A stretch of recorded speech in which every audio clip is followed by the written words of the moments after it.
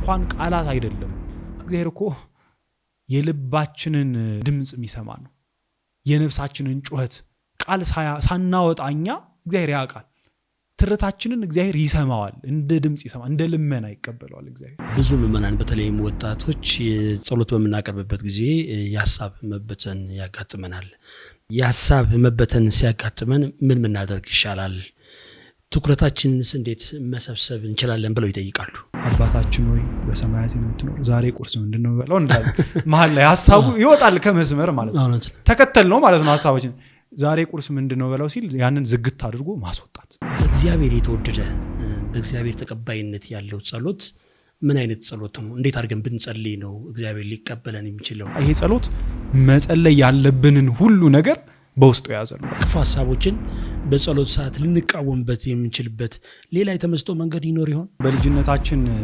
ያየነው ፊልም ነበር አይደለ ይሄ አላዲን የሚል ፊልም ነበር እና ጂኒው አለ ይሄ ማንቆርቆሪያውን ስናሸው የሚወጣ አንድ መንፈስ ምን ጠይቀውን ነገር ሁሉ ይሰጣል በቃ ግዴታው ነው ታስሯል አይደለ እና ያብዛኛው ዘው አረዳድ ከፊልሙ ከሆነ አላቅም ይፈጥራል በልጅነት ስለሆነ አላቅም እንደዚህ አይነት አረዳድ አለ በቃ እግዚአብሔር ሰማያዊ ኤቴም ይመሽል በቃ እንዲህ አድርግልኝ ካልሰማይ በቃ ችግር አለ ወይ ከኔ ወይ ከሱ ችግር አለ ማለት ነው ብለና ሰው እንዲህ አይነት መኪና ቢኖረኝ እንዲህ አይነት ቪላ ቤት ቢኖረኝ ብሎ የማሰብ ጸሎት ይኖር ይችላል ይሄ ነገር ምናልባት ጸሎትን ካለመረዳት የሚመነጭ ነገር ነው ጸሎት ለጻድቃን የምትሰጥ ሽልማት አይደለችም ለኃጥአን የተሰጠች መድኃኒት ነች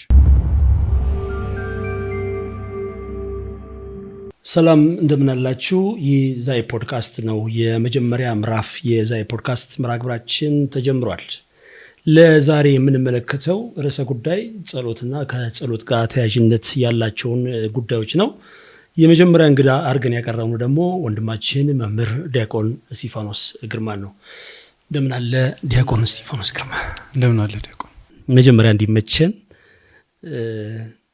ዲያቆን እስጢፋኖስ ማን ነው በሚለውን ጀምር አስቀድሜ መጀመሪያ ወደ መራግብራችሁ ስለጋበዛችሁኝ እንግዳ አደርጋችሁ አመሰግናለሁ ስሜ እስጢፋኖስ ግርማ ይባላል እዚሁ አዲስ አበባ ነው የተወለድኩት ቡልጋሪያ የሚባል አካባቢ ከልጅነት ጀምሮ ቤተክርስቲያን ነው ያደግኩት መጀመሪያ አፍሪካ ህብረት ቅዱስ ሚካኤል ቤተክርስቲያን አሁን ደግሞ ያገለገልኩ መገኝበት አብነት ትምህርት በደንብ የተማርኩበት ዲቁና የተቀበልኩበት በጃቴ ቅድስት ኪዳነ ምህረት ካቴድራል ቃሊቲ ኪዳነ ምህረት ካቴድራል ነው ያደግኩት ከአዲስ አበባ ዩኒቨርሲቲ በህግ ተመርቄያለሁ ባችለርስ ኦፍ ሎ ዲግሪ አለኝ አሁን እየሰራው የሚገኘው በዓለም አቀፍ ህግና ፖሊሲ ጉዳዮች ላይ በዛ ዘርፍ እየሰራው እገኛለሁ በመንፈሳዊ አገልግሎት በቅዳሴና በስብከተ ወንጌል በጃቴ ቅድስት ኪዳነ ምህረት ካቴድራል አገለግላለሁ እንዲሁም በኢትዮጵያዊ ጃንደረባ ትውልድ ማህበር አገለግላለሁ መልካም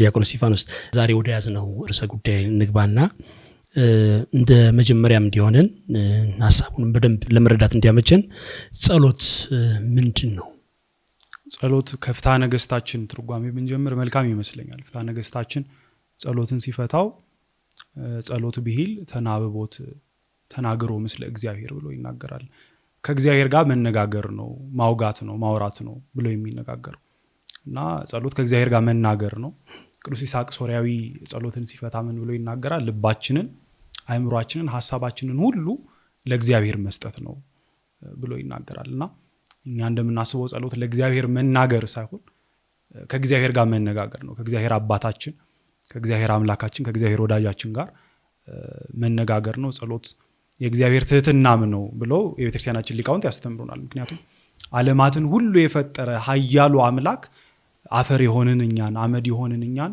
ቀጠሮ ሳይሰጠን ምን ታውጉኛላችሁ ምን ታውሩኛላችሁ ብሎ ምን እናገረውን ሳይንቅ በፈለግነው ሰዓት እኮ ነው እግዚአብሔር መቼም ማይገኝበት ጊዜ የለም አይደለ እሱ ምናናገርበት የእግዚአብሔር ትህትናው ነች ጸሎት ራሱ ትህትና ነች እግዚአብሔር እኛን ለመስማት ፈቃደኛ መሆኑ ትህትናው ነች ብለው ይናገራሉ ጸሎት የፍቅር መገለጫም ነው ፍቅር ነው ራሱ ጸሎት ስናስበው እንደውም እግዚአብሔርን የሚወድ ሰው ጸሎት ያደርጋል ጸሎት የሚያደርግ ሰው ደግሞ እግዚአብሔርን ይወዳልና በተግባር እግዚአብሔርን የምንወድበት ነው እግዚአብሔርን የምናናገርበት ነው እንደውም መዝሙረኛው ቅዱስ ዳዊት ይላል አይደለ አምላኬ አምላኬ ወዳንተ ሄዳለሁ ነፍሴ አንተን ተጠማች ይላል። ዋላ ውሃ እንደምትጠማ ነፍሴ አንተን ተጠማችና ወደምንናፍቀው እግዚአብሔር የምናደርገው ጉዞ ነች ጸሎት።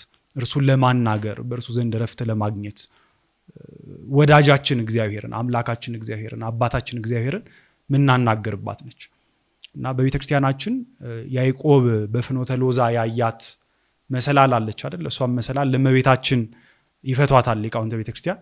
አንዳንድ ሊቃውንት ደግሞ ለጸሎት አድርገው ይፈቷታል። እና ያዕቆብ በመሰላሉ ጫፍ ላይ እግዚአብሔርን ተመልክቷል ነበር እና ድልድይ ነው።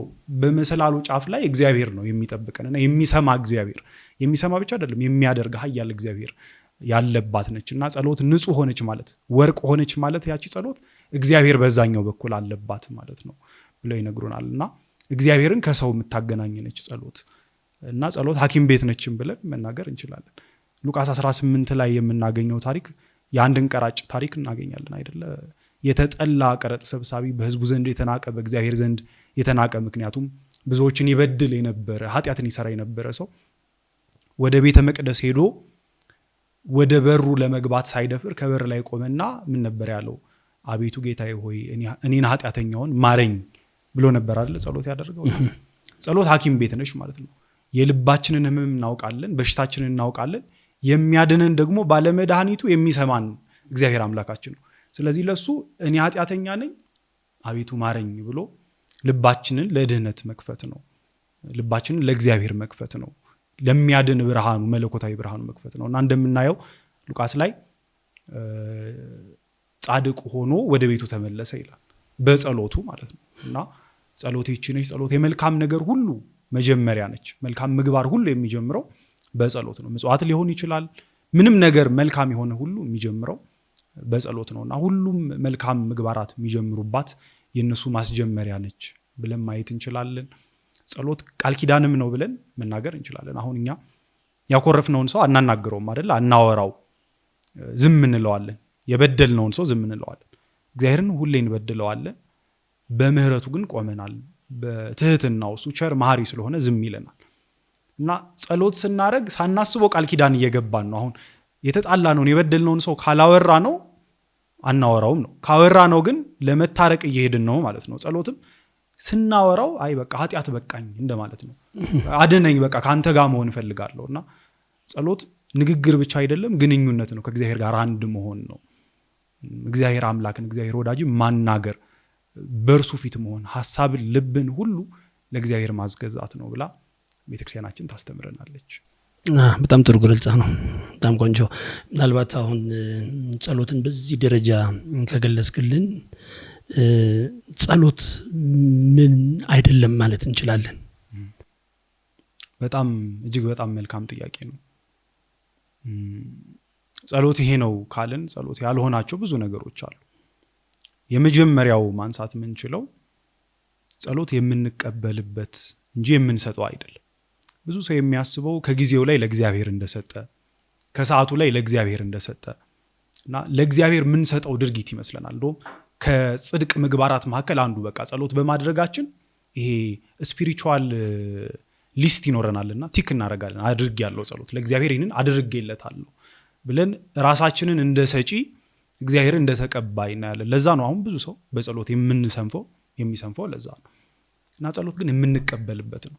እንዳልነው ከእግዚአብሔር ጋር መነጋገር የመጀመሪያው ይሄ ትልቅ ፕሪቪሌጅ ነው፣ ማንም የማያገኘው ዓለማትን ከፈጠረ ንጉስ። ሁለተኛው ደግሞ ጸሎት ቴራፒ ነው። ጸሎት ቅድም እንዳልነው ሕክምና ነው ብለናል አይደል? እና እግዚአብሔር ችግራችንን ሁሉ ሰምቶ መድኃኒቱን የሚሰጠን በጸሎት ነው። እና የምንቀበልበት ነው፣ በረከት የምንቀበልበት ነው።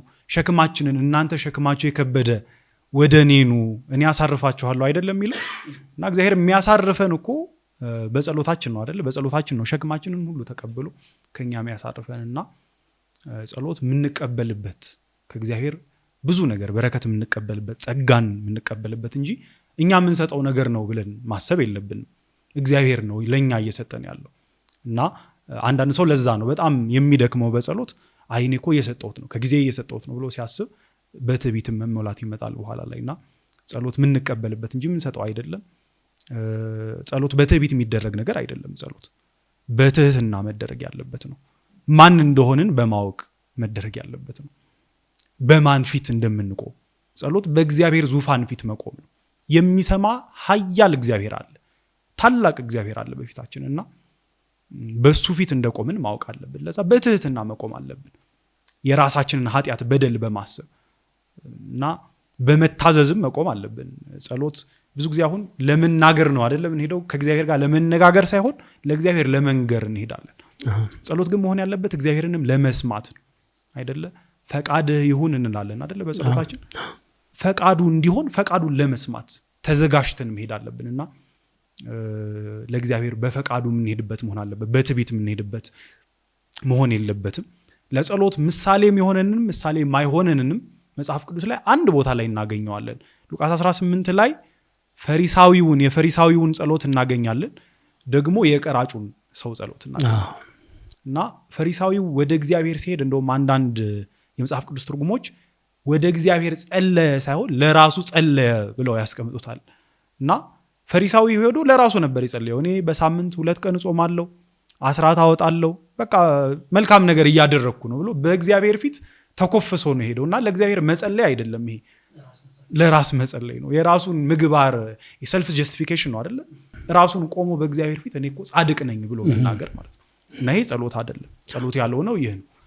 ሁሉን የሚያይ እግዚአብሔር ፊት ሄደን ያረግነውን ነገር የምናገር እኮ መሳለቅ ነው አይደለ? እግዚአብሔር ከዛም ደግሞ የሚከፋው ራሳችን ያደረግነውን ከመናገር በላይ ደግሞ የሚከፋው ምንድነው?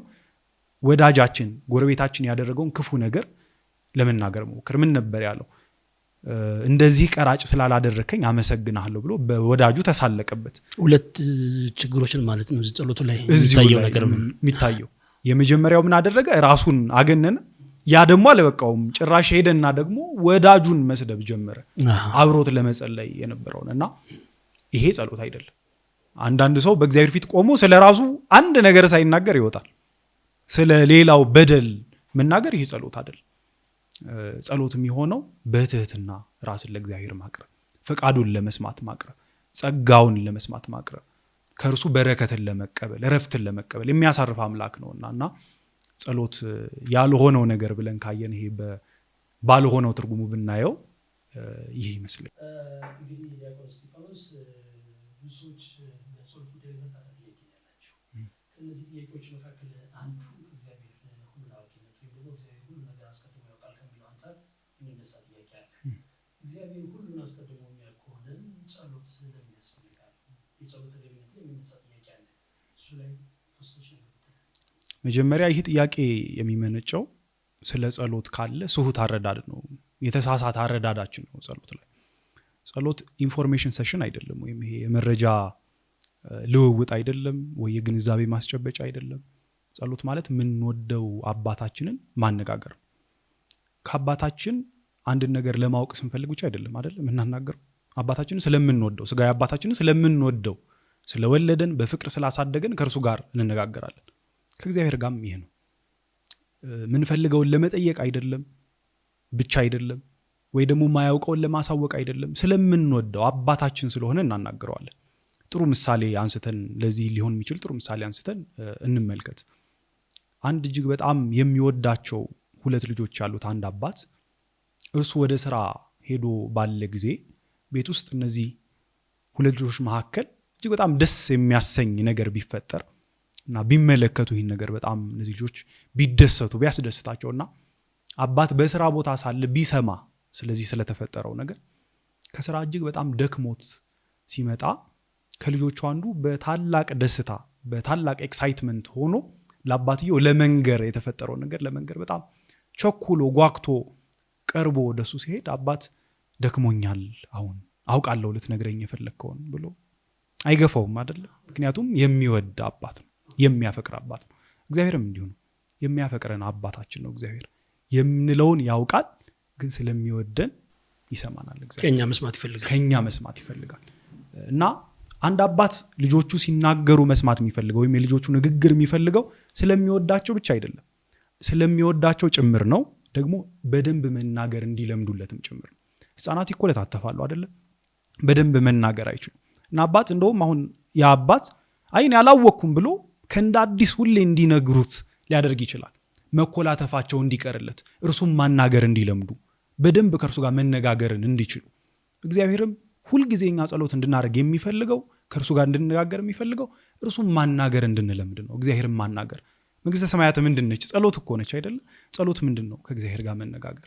ስለዚህ እዚህ ማናገር ያለመድነውን እግዚአብሔር በዛ ስንሄድ ምን ልናደርግ ነው ታዲያ? እና እንድናውቅ እርሱን እንድናውቀው ማናገር እርሱን እንድንችልበት በወዳጅነቱ እግዚአብሔር እንድናውቀው በአባትነቱ እንድናውቀው ጸሎት እንድናደርግ ይፈልጋል። እና ጸሎት እርሱ ያላወቀው ልናሳውቀው አይደለም። መጠንቀቅ ያለብን እርሱ ነው። ከዚህ ስህተት ካለው አረዳድ የሚመነጭ ስለሆነ እንደውም ቅዱስ ዮሐንስ አፈወርቅ ታላቁ የቤተክርስቲያናችን አባት በማቴዎስ ወንጌል ትርጓሜው ላይ ምን ብሎ ይናገራል? ጸሎት ይላል ለእግዚአብሔር ትእዛዛዊ ጥያቄ ለማቅረብ ወይም ደግሞ የሚያውቀውን ነገር ለማሳወቅ የምናደርገው ነገር አይደለም ይላል። ጸሎት ማለት ከአባታችን እግዚአብሔር ጋር ያለንን ግንኙነት ለማቅረብ ወይም ለማጠንከር የምናደርገው ነው ብሎ ይላል። ስለዚህ ጸሎት ይህቺ ነች ማለት ነው። ከእግዚአብሔር አባታችን ጋር ቅሩብ ለመሆን ፍቅራችንን ለመጨመር እግዚአብሔርን ለማወቅ የምናደርገው ነገር ነው። ሸክማችንን ለማውረድ እንዳልነው እግዚአብሔር ባለ መድኃኒት ነው፣ ሐኪም ነው። በሽታችንን ያውቃል። የበሽታችን መድኃኒትም ደግሞ እርሱን በማናገር ውስጥ ነው ያለው እና ይፈቅድልናል። እያወቀም ስንናገረው ያውቃል ምን ያህል እንደሚቀልልን፣ ምን ያህል እንደምንሻል ያውቃል፣ ምን ያህል መድኃኒት እንደሆነን ከእርሱ ጋር መነጋገር። ለዛ ብሎ እያወቀ ይሰማልን እግዚአብሔር እና ከማወቁ ጋር ሳይሆን ጸሎት ምን ማለት ጋር ነው ከሚለው ጋር የሚገናኝ ነው እና ለዚህ ብሎ እግዚአብሔር ይሰማናል። ለዛ ነው ጸሎት የምናደርገው እንጂ ስለማያውቅ አይደለም። ይህንን መገንዘብ አለብን። ጥሩ ምላሽ ነው ዲያቆን እስጢፋኖስ የሰጠህን። የጸሎት አስፈላጊነትንም አብሮ ያካተተ ሀሳብ ነው የሰጠህን። እንግዲህ ጸሎት አስፈላጊነቱን በዚህ ደረጃ ከተረዳ ነው ካወቅ ነው ምናልባት በእግዚአብሔር የተወደደ በእግዚአብሔር ተቀባይነት ያለው ጸሎት ምን አይነት ጸሎት ነው? እንዴት አድርገን ብንጸልይ ነው እግዚአብሔር ሊቀበለን የሚችለው? በመጽሐፍ ቅዱስ ውስጥ ብዙ ሰዎች እግዚአብሔር የሚወደውን ጸሎት ሲጸልዩ እናያለን። እግዚአብሔር የሚወደውን ጸሎትም ስለጸለዩ እግዚአብሔር የጠየቁትን የልባቸውን ሲያደርግላቸው ከፍ ከፍ ሲያደርጋቸው እንመለከታለን። ሳይጠይቁ እግዚአብሔር ብዙ ነገር ሲያደርግላቸው እንመለከታለን። ምክንያቱም በጸለዩት ጸሎት ምክንያት። የመጀመሪያው ከምንም በላይ በትህትና ራስን ዝቅ በማድረግ የሚቀርብ ጸሎት ነው።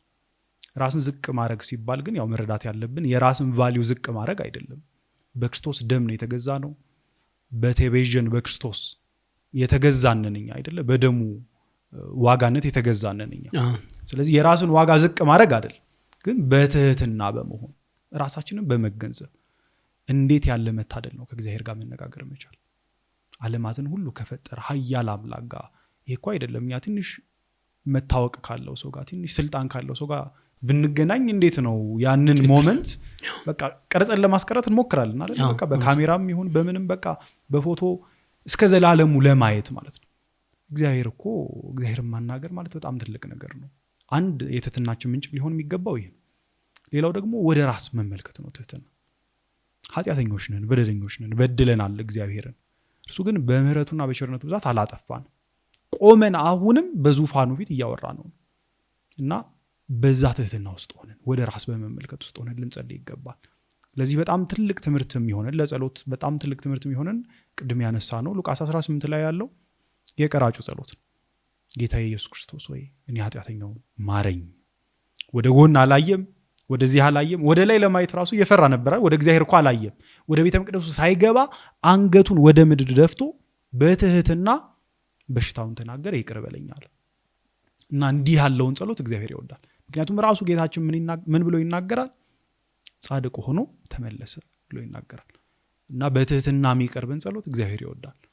ትህትናን እግዚአብሔር ይወዳል። እና በትዕቢት የሚደረግ ግን ሌሎችን በመፍረድ ውስጥ የሚደረግ ጸሎት ግን በጣም እግዚአብሔር የሚጸየፈው ጸሎት ነው።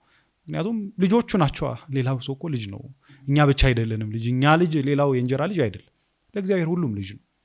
እና ሌላውን በመውቀስ የሌላውን በደል በማጉላት እግዚአብሔር ደስ አይለውም እግዚአብሔር። ስለዚህ እንዲህ ያለው በትህትና የሚቀርበው ጸሎት የተወደደ ነው። ሌላው መዝሙረኛው ቅዱስ ዳዊት እንዳለን በተሰበረ ልብ የሚቀርብ ጸሎት እግዚአብሔር በጣም የሚወደው ጸሎት ነው ብሎ ይነግረናል። የእግዚአብሔር ፊት የተወደደው መስዋዕት የተሰበረው ልብ ነው። እግዚአብሔር የተሰበረው ልብ አይንቅም አይደለም ይላል። አይንቅም እግዚአብሔር የተሰበረው ልብ። ልባችን ግን በምንድን ነው መሰበር ያለበት የሚለውን መወሰን አለብን። ልባችን መሰበር ያለበት እግዚአብሔርን ስለበደል ነው።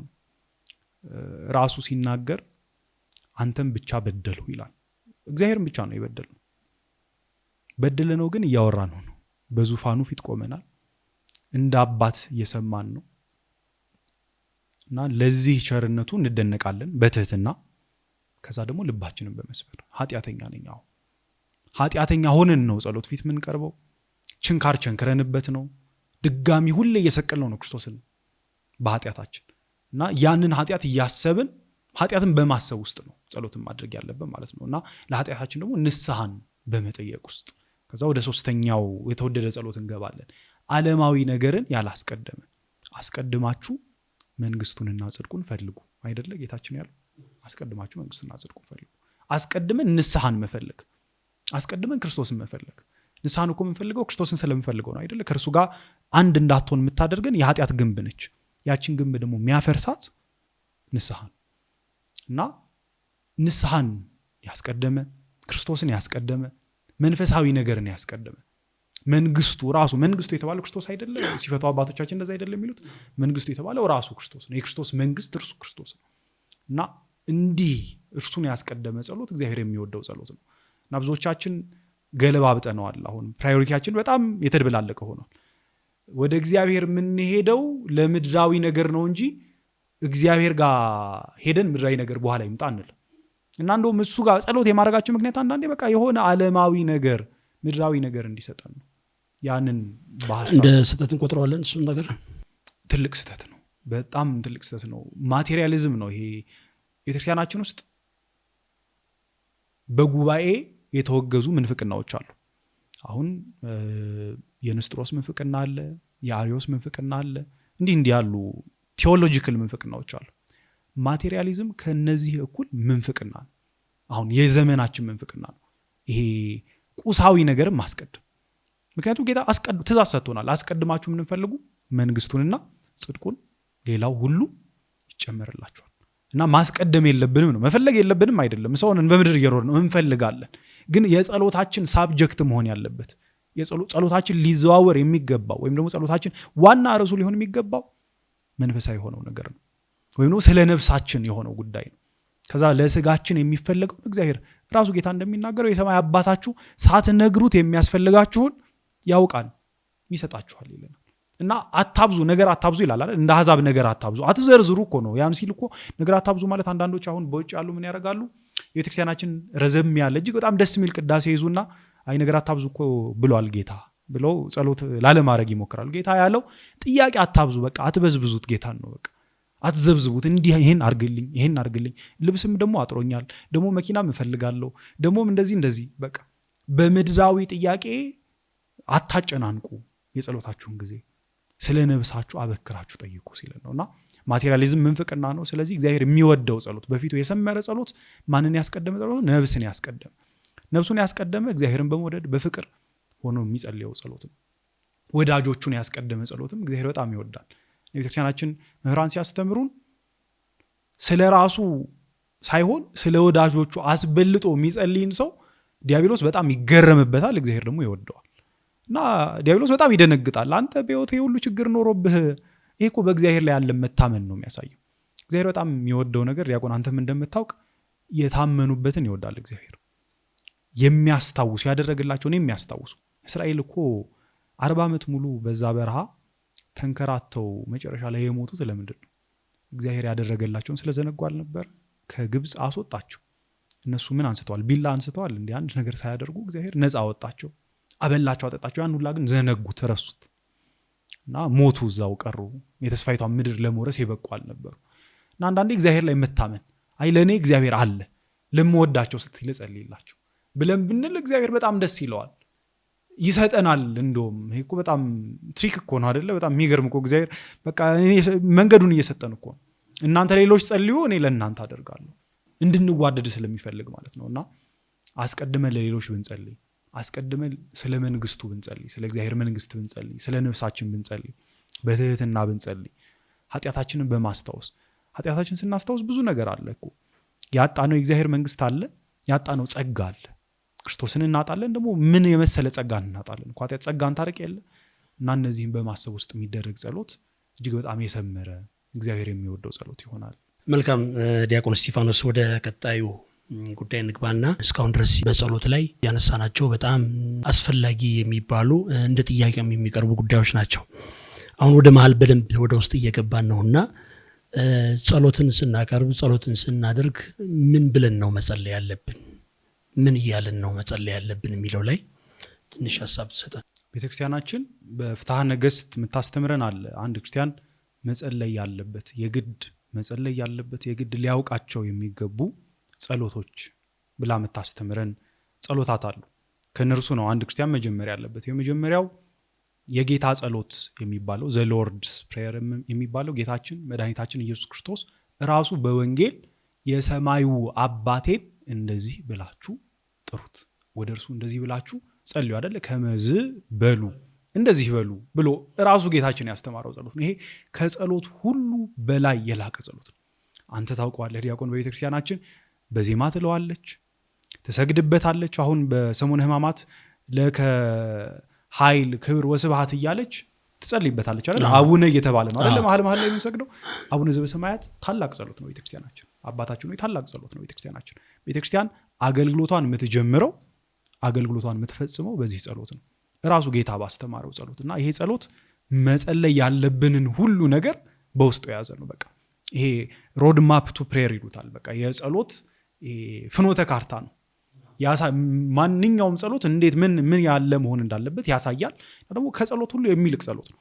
ራሱ ጌታችን እንዲህ ብላችሁ ጸልዩ። በጣም ይገርማል እኮ አንድ በጣም ከባድ ቢሮ ቢኖር አሁን ለመግባት የመንግስት መስሪያ ቤት ሆኖ በጣም እንዴት አድርገን ኃላፊውን ማግኘት እንዳለብን ባናውቅና ድንገት ኃላፊው እኔን ማግኘት ከፈለጋችሁ ይሄን እንዲህ አድርጋችሁ አገኙኝ ቢለን በጣም አይገርም? ቁልፉ አልተከፈተልንም፣ በሩ አልተከፈተልንም። እንደዚህ እኮ ነው ራሱ ጌታችን መድኃኒታችን ኢየሱስ ክርስቶስ የእግዚአብሔር አብ ልጅ መጥቶ እንዲህ ብላችሁ ጸልዩ ወደ እኔ እሰማችኋለሁ ብሎ ነግሮናል። እና እንደምንሰማበት የተረጋገጠ ጸሎት ነው ማለት ነው። ይሄ እንደሚሰማ እርግጥ የሆነ ምክንያቱም የሚሰማው ነው ያስተማረን፣ ሌላ ሰው አይደለም። የሚሰማው ራሱ የጸሎት ሰሚው እግዚአብሔር አምላካችን ራሱ ያስተማረን ጸሎት ነውና የመጀመሪያው የጌታ ጸሎት ነው። ይሄ ታላቅ ጸሎት ነው። ቤተክርስቲያናችን በአገልግሎቷ ተጠቀመዋለች። ማንኛውም ምዕመን ለዚህ ጊዜ አያጣም። በጣም አጭር ጸሎት ነው። እኛ እንደውም በግዝም ስንዘልቀው ወይ በአማርኛም ስንለው በጣም እንፈጥንበታለን፣ ግን ደቂቃ እንኳን የማይፈጅ ጸሎት ነው። ግን እጅግ በጣም ጥልቅ የሆነ ጸሎት ነው። ሁሉም ነገር በውስጡ ያለውና አንድ ክርስቲያን ከዚህ መጀመር አለበት። ይህንን መጸለይ አለበት። የማያውቀውም ሰው የለም አይደል? ከልጅነታችን ጀምሮ የምናውቀው ጸሎት ነው፣ ይከብደን አይደለም። ስለዚህ ከዚህ መጀመር አለበት። ከአቡነ ዘበሰማያት በሰማያት ከሚኖረው አባታችን እርሱን ማናገር የምንችለው ልጁ ባስተማረን ጸሎት ነውና በአቡነ ዘበሰማያት ልንጸልይ ይገባል። ቤተክርስቲያናችን ይህን ታዛለች። ይሄ የቤተክርስቲያን ሕግ የሚያዘው ነው ማለት ነው፣ አልተርኔቲቭ አይደለም። አንዳንድ ሰው አሁን ብዙ ጸሎት ያበዛና አቡነ ዘበሰማያትን ማይጸልይ ይኖራል። ይህ በጣም ትልቅ ስህተት ነው። ጅምሩ የመጀመሪያው መሰረቱ ይህ ነው። ሁለተኛው ቤተክርስቲያናችን የምታዘን መዝሙረ ዳዊትን ነው። መዝሙረ ዳዊት እንደሚታወቀው ዳዊት የእግዚአብሔር ልብ የተባለ ሰው ነው አይደለ? እንደ ልብ ያለው ነው እግዚአብሔር። የእግዚአብሔርን የልቡን የሚያውቅ ነው እና ቤተክርስቲያናችን ትገለገልበታለች። ይህን መዝሙረ ዳዊት ታውቀዋለህ ዲያቆን። ቅዳሴያችን ብንሰማው ብናየው በአብዛኛው የቅዳሴያችን ክፍል ከመዝሙረ ዳዊት የተወሰደ ነው። ቅድመ ግብአተ መንጦላይት ጀምሮ በዳዊት ነው። አሁን ቅዳሴን በጣም እናከብረዋለን፣ ትልቅ ነው፣ ከጸሎታት ሁሉ የላቀ ጸሎት ነው። ውስጡ ግን ያለው መዝሙረ ዳዊት ነው። ክርስትና ብናይ ከመዝሙረ ዳዊት ነው። ስርዓተ ተክሊልን ብንመለከት ከመዝሙረ ዳዊት የተወሰደ ነው። ቅዳሴ ራሱን ብንመለከት ከመዝሙረ ዳዊት የተወሰደ ነው እና በጣም ትልቅ ጸሎት ነው መዝሙረ ዳዊት። በመንፈስ ቅዱስ ዳዊት የዘረሰው ጸሎት በጣም ትልቅ ጸሎት ነውና በሱ መጸለይ አለብን። እና የዳዊት ጸሎት እንደውም የጸሎት ሁሉ ትምህርት ቤት ይባላል። እና ታላላቅ የቤተክርስቲያናችን ቅዱሳን እድሜ ልካቸውን የጸለዩት ይህንን ጸሎት ነው። እድሜ ልካቸው። አሁን እኮ አባቶቻችን ካህናት የሚጸልዩት ለዛ ነው። ዘወትር ዳዊት ሳይደግሙ አይወጡም። እንደምታውቀው በክህነት ያለፈ ሰው ሁሉ ዳዊት ሳይደግም አይወጣም። ምናልባት እሱ ላይ ጥያቄ ልሰጥህ ነበረ፣ አንተ አንስተኸዋል። ታብራየህ ዘንድ ጠቅሶ ስለፈለኩ ነው። የተለየ ምስጢር አለው መዝሙረ ዳዊት ከሌሎቹ ጸሎታት? ግሩም ጥያቄ ነው። በጣም ጥልቅ ምስጢር አለው መዝሙረ ዳዊት። ቤተክርስቲያናችን መዝሙረ ዳዊት የምትጸልየው እንዲህ ብላ አይደለም፣ ለዚህ ብላ አይደለም፣ ወይም ደግሞ ዝም ብላ አይደለም። ምክንያት አላት። እንደምናውቀው የዳዊት መዝሙር በውስጡ የማያካትተው ጸሎት የለም። ቅድም እያልኩት እንደነበረው የጸሎት ትምህርት ቤት ነው የዳዊት መዝሙር። የጸሎት ሀሁ ነው መዝሙረ ዳዊት። ያልተገለጠ ኢሞሽናል ወይም ሳይኮሎጂካል ስቴት የለም። አንድ ሰው ሀዘን ሊገጥመው ይችላል። አንድ ሰው ደስታ ውስጥ ሊሆን ይችላል። አንድ ሰው ይሄ የመሳደድ ስሜት እየተሰማው ሊሆን ይችላል። የመከዳት ስሜት እየተሰማው ሊሆን ይችላል። በቃ የተለያየ አይነት ሳይኮሎጂካል ስቴቶች አሉ አይደለ? እነዚህ ሁሉ በመዝሙረ ዳዊት ተገልጠዋል አላቸው ጸሎት እና መዝሙረ ዳዊት የነፍስ መስታወት ነው ብለው ይናገራሉ። ኃጥኡም ጻድቁን ራሱን በውስጡ ያገኛል። ለዛ ነው መዝሙረ ዳዊት ቤተክርስቲያን በደንብ አበክራችሁ ጸልዩ የምትለው። ምክንያቱም ራሳችንን ነው መዝሙረ ዳዊት ውስጥ የምንመለከተው። ከፍተን ብናየው ራሳችንን እናገኝበታለን እና የነፍሳችን ሲቃ አንዳንድ ጊዜ መግለጽ ይከብደናል አይደል? አንዳንዴ በጣም ሀዘን ወይ መከፋት ተሰምቶን የሚገልጥልን ቃል ልናጣ እንችላለን። ግን ስናየው ዳዊት ላይ ያንን ሲቃ የሚገልጥ ቃል እናገኛለን። ለዛ ራሳችን ተገልጦ በቃ የነፍሳችን ጩኸት ቃላት አግኝተው እናገኛቸዋለን። ለዛ ነው ቤተክርስቲያናችን አበክራ መዝሙረ ዳዊትን ጸልዩ የምትለን። ሰማዕታት የተጋደሉበት ነው መዝሙረ ዳዊት። እየሞቱ ወደ ሞት እየሄዱ መዝሙረ ዳዊትን ነበር ይጸልዩ ነው። መዝሙር 23 እግዚአብሔር እረኛዬ ነው፣ በለመለመ መስክ ያሳድረኛል፣ የሚያሳጣኝ የለም እያሉ ይጸልያሉ። በሞት ጥላ ስር እንኳን ባልፍ አንተ ከኔ ጋር ነህና አልፈራም እያሉ ዳዊትን እየጸለዩ ነበር ሰማዕታት ያልፉ የነበረው። ይህ ብቻ አይደለም፣ እናውቃለን። አሁን በቤተክርስቲያናችን ይህንን የሰማዕታት በዓል ጊዜ በተለይ የገብርኤል በዓል ጊዜ እንደግመዋለን አይደለ? አይለፍከነ ማእከለ እሳት ወማይ፣ በእሳትና በሚፈላ ውሃ መሃል አሳለፍከን እያሉ የሚነድ እሳት ያጠፉበት ጸሎት፣ የሚፈላ ውሃ ያቀዘቀዙበት ጸሎት ነው እና በጣም ኃያል ጸሎት ነው መዝሙረ ዳዊት። እንደ ልብ የተባለ ዳዊት ነው አይደረሰው እና በመዝሙረ ዳዊት ውስጥ የሚያስተምረን ራሱ መንፈስ ቅዱስ ነው። እንዴት አድርገን መጸለይ እንዳለብን የነፍሳችንን ጭንቀት ሪሊፍ ይሰጠናል። ሳይኮሎጂካል ሪሊፍ ይሰጠናል። ኢሞሽናል ሪሊፍ ይሰጠናል። በቃ እና በጣም ትልቅ ጸሎት ነው መዝሙረ ዳዊት። ለዛ ነው ቤተክርስቲያናችን አበክራ ከምንም ጊዜ በላይ አበክራ ሁል ጊዜ ዳዊት ጸልዩ፣ ዳዊት ድገሙ የምትለው። ምክንያቱም መስታወት ነው፣ ቅድም እንዳለው ነፍሳችንን የምናይበት መስታወት ስለሆነ ነው። ለዛ ነው መዝሙረ ዳዊት ጸልዩ የምትለን። ሶስተኛው ጸሎት ውዳሴ ማርያም ነው። ቤተክርስቲያናችን ሁል ጊዜ ጸልዩ የምትለን የካህን ጸሎት የምትባለው የካህን ስንቁ የምትባለው የማንም ክርስቲያን ደግሞ ስንቁ የምትባለው ውዳሴ ማርያም። የውዳሴ ማርያም ጸሎት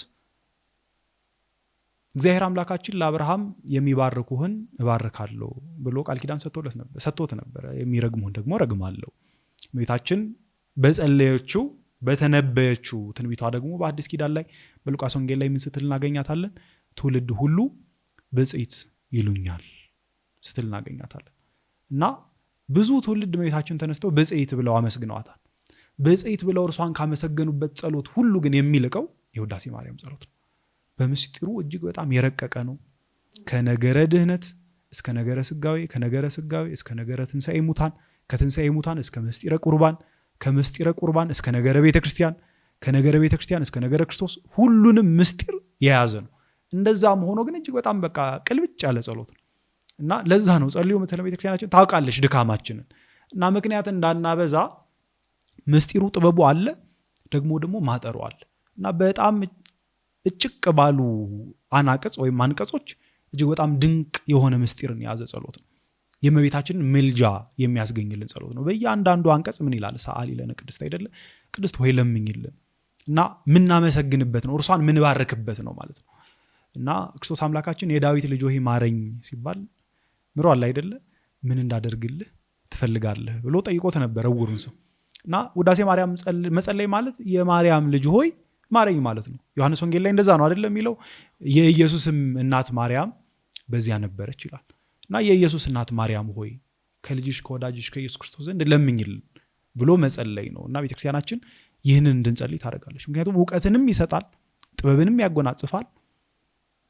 ታላቅ ጸሎት ስለሆነም ደግሞ አብሮ በረከት ያለው ጸሎት ስለሆነ እንድንጸልየው ትነግረናለች ማለት ነው ቤተክርስቲያናችን። እና እነዚህን 3 ጸሎታት 4 ጸሎታት እንድንጸልይ ታደርገናለች። የመጨረሻው ጸሎት ቤተክርስቲያናችን እንድንጸልየው ከምታስገድደን ወይም ደግሞ ግዴታ ከሆኑ ጸሎታት መካከል ወንጌለ ዮሐንስ ነው።